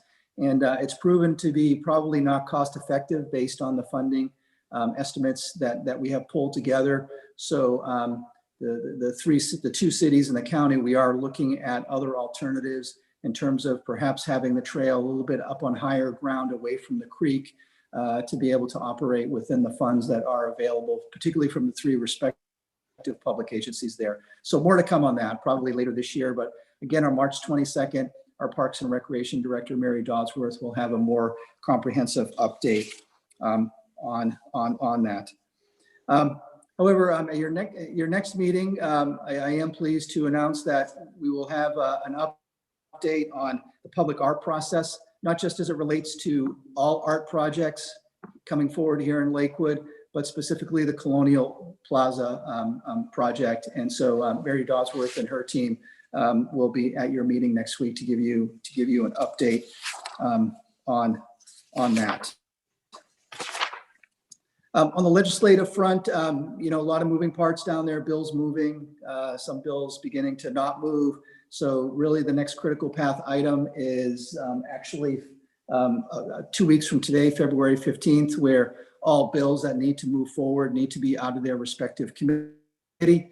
And so that's kind of where we're focused on right now. We continue to focus on our priorities, but also spending a lot of time coordinating and working with AWC, Association of Washington Cities, as well as all the other 281 cities and towns on issues that are important to, again, cities and towns.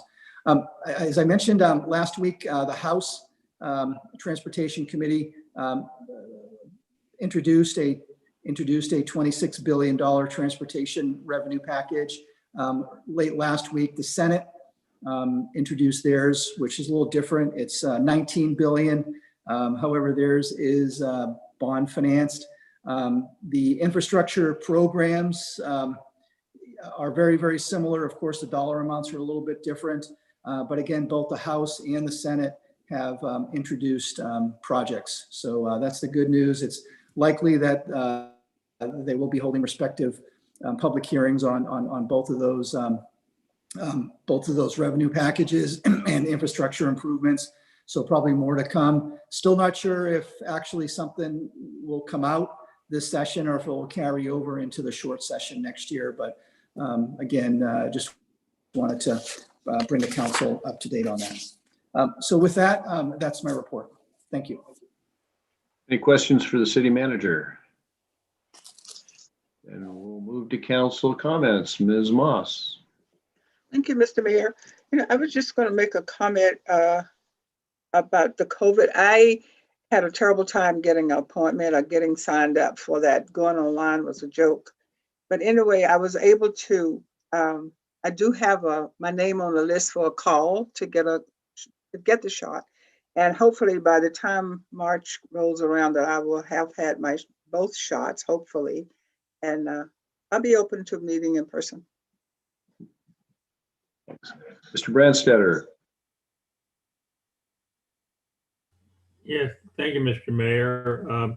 I would want to advise the council that the construction of the South Sound 911 new public safety communications center is been moving forward well with respect to the budget. It's about, because of weather related items, it's about 30 days behind its timeline, but it's expected to be operational by the end of April, early May, which is just a little bit later than it would have, but it's lining up well to be able to go and do that.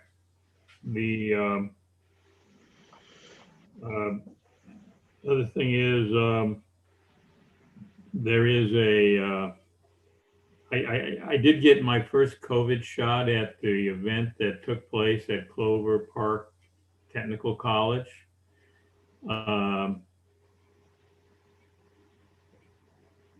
So I have the first one. It was over 4 hours standing in line in your car to move through, because I think the planners weren't quite certain, and while they did their best, you can only move cars through a queue at a certain length of time to be able to go and do that. But it was their first time putting on an event like that, and I'm sure that it is going to be more approved when I have to go back later this month to get the second one to do that. And that's all that I have, Mr. Mayor. All right, thank you. Ms. Farmer. Thank you, Mr. Mayor. It's been a while since we've talked. On Friday, January 22nd, I testified remotely on Senate Bill 5163. I serve on the State Sex Offender Policy Board, and last year we submitted a report with 35 recommendations to improve treatment and release options for sexually violent predators who are ready to transition back into the community. And this bill puts nearly every single one of those recommendations into place. My testimony focused on the fair share aspect of those releases. And SB 5163 does two key things along those lines. First, it clarifies a preference for conditional release to a person's county of origin. So if DSHS recommends release to a place other than the county of origin, then there must be clear documentation showing the effort that they went through to ensure that the placement is consistent with fair share principles. Second, the fees would be waived in underserved counties for sex offender treatment providers that contract with the state. Theoretically, this would mean that more treatment would be available in counties that currently do not have those services in place, and therefore they're not able to accept placement because they don't have the treatment in place. So this helps toward that whole fair share county of origin treatment. The bill is still in committee, so hopefully that will move forward by the cutoff date. On Monday, the 25th, in response to our joint city council and school board meeting, I received several notes of encouragement and thanks from constituents that our two governing bodies are taking action on issues of diversity, equity, and inclusion. They were just very, very grateful that we were moving forward and putting a stake in the sand and doing something moving forward. On Tuesday, the 26th, I attended the Parks Recreation Advisory Board Committee, and the city manager already gave you my updates. So thank you, sir. Also on that night, I attended the North Lakewood Neighborhood Association, even though it was Councilmember Boki's night. So I'll let him give you the update, but that was fun. So that's all that I have. Oh, and I'm open on the 27th of March, and I am open to meeting in person. Thank you. Mr. Boki. Yes, the aforementioned North Lakewood Neighborhood Association was well attended. It was Zoom, and they really did a very nice job. And it was a tight time frame because they were trying to stay within a certain time period on the Zoom call, and we got some good questions. Some of which, and the aforementioned Chambers Creek Trail, which I believe the city manager is going to have Ms. Dodsworth at the meeting to discuss with that group, because they specifically asked about that project. And they were appreciative of the council's reversal of the lighting in the Oak Brook neighborhood. They thought it showed that we listened well, and I said, well, I was eating a little bit of crow, but that wasn't the first time. So we're used to that. But very nice folks, and I'm really proud of them that they're sticking with their goal. They're going to have a cleanup day in February that we don't have the date yet, that I'm sure they'll talk to the city about because they have to get the equipment. And but that's their plan, sometime this month, to do a cleanup day. And I'm just really proud of them. And I know that other groups are working too, but a good turnout. good questions, and they continue to remain active. And I just think with all that we've been through now that's going on to 10 months now, or is it 11 months we're going on to, that just shows, some real dedication on the part of those folks, not just the people running it, but the people who are showing up to the meetings. That's all I got. Thanks. Mr. Whalen. Thank you. I attended the Arts Commission meeting tonight. Their focus, you'll hear about in part, is the public art process for the Colonial Center, which I think will be good. I hope we can get the process from A to Z completed before the end of the year, but it may overlap a little bit into 2022. We'll see how it goes. The other component of their work is to solicit artists for the vinyl wraps in certain of the electrical boxes around the community. They're working with the Public Works Department to identify locations that would be favorable for that kind of treatment, to provide a little bit of color and pizzazz in certain areas of the city. They believe they only have funding for about 2 of them at this point. They're around $700 a piece to do the work to get the art printed and applied to the electrical boxes. And I'm hopeful for us to take a look at the budget, or for the committee to look at the budget to see if they can squeeze out a little bit more money to get up to 4 boxes, because 2 is tough in a community of this size. So with that kind of fairly modest dollars at stake, I've asked the committee chair to maybe chat with Ms. Martinez to see really where we are with the budget for this year, to see if they can have enough money as to get at least 4 boxes wrapped, because it's a modest way to provide color in areas of the city that have not experienced much by way of public art. So in terms of the anticipated council retreat on the 27th of March, I'm good with that date. That's a good date, and I would be happy to participate in person. By the time my vintage gets around to the vaccine, it'll probably be 2023. It'd probably break the needle anyway, but I look forward to meeting in person. Thank you. I attended a Puget Sound Regional Council Executive Board meeting, always a good time. The biggest news out of that was that we approved an allocation / reallocation of about, I think, $14 million to kick off the West Seattle Bridge repair, replacement, whatever. That is truly a regional project, and Pierce County representatives reminded the folks that there are regional projects that are outside of Seattle too. We recognize this as a regional, truly a regional project, important for the Port of Seattle, important for the regional economy.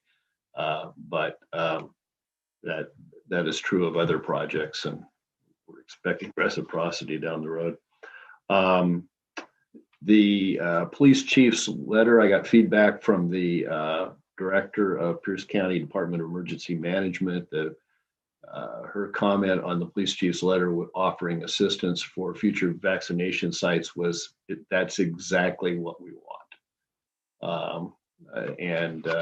So she was encouraged by that it was actually well thought out. It shows the depth of understanding of what needs to go into it, and that Lakewood's ready to be a great partner. So that was encouraging.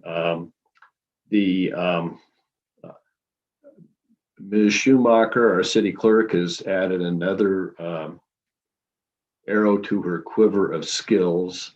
She's now dabbling in communications and filmed me today for agreeing for the Asia Pacific Cultural Center's annual New Year's celebration, which will be online between February 8th and the 13th.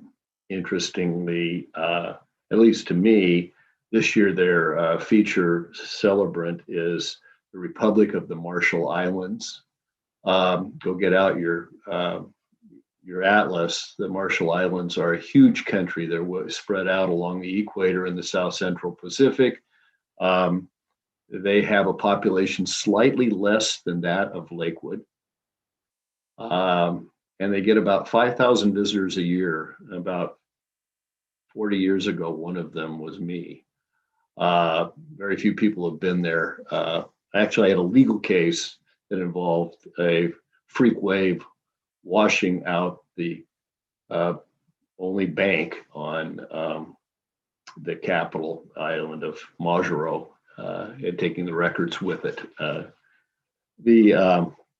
It's a beautiful place, but it's got a highest elevation of 10 feet, and it's spread out on atolls all across the South Pacific. Something more serious. We had a combine today of mayors and the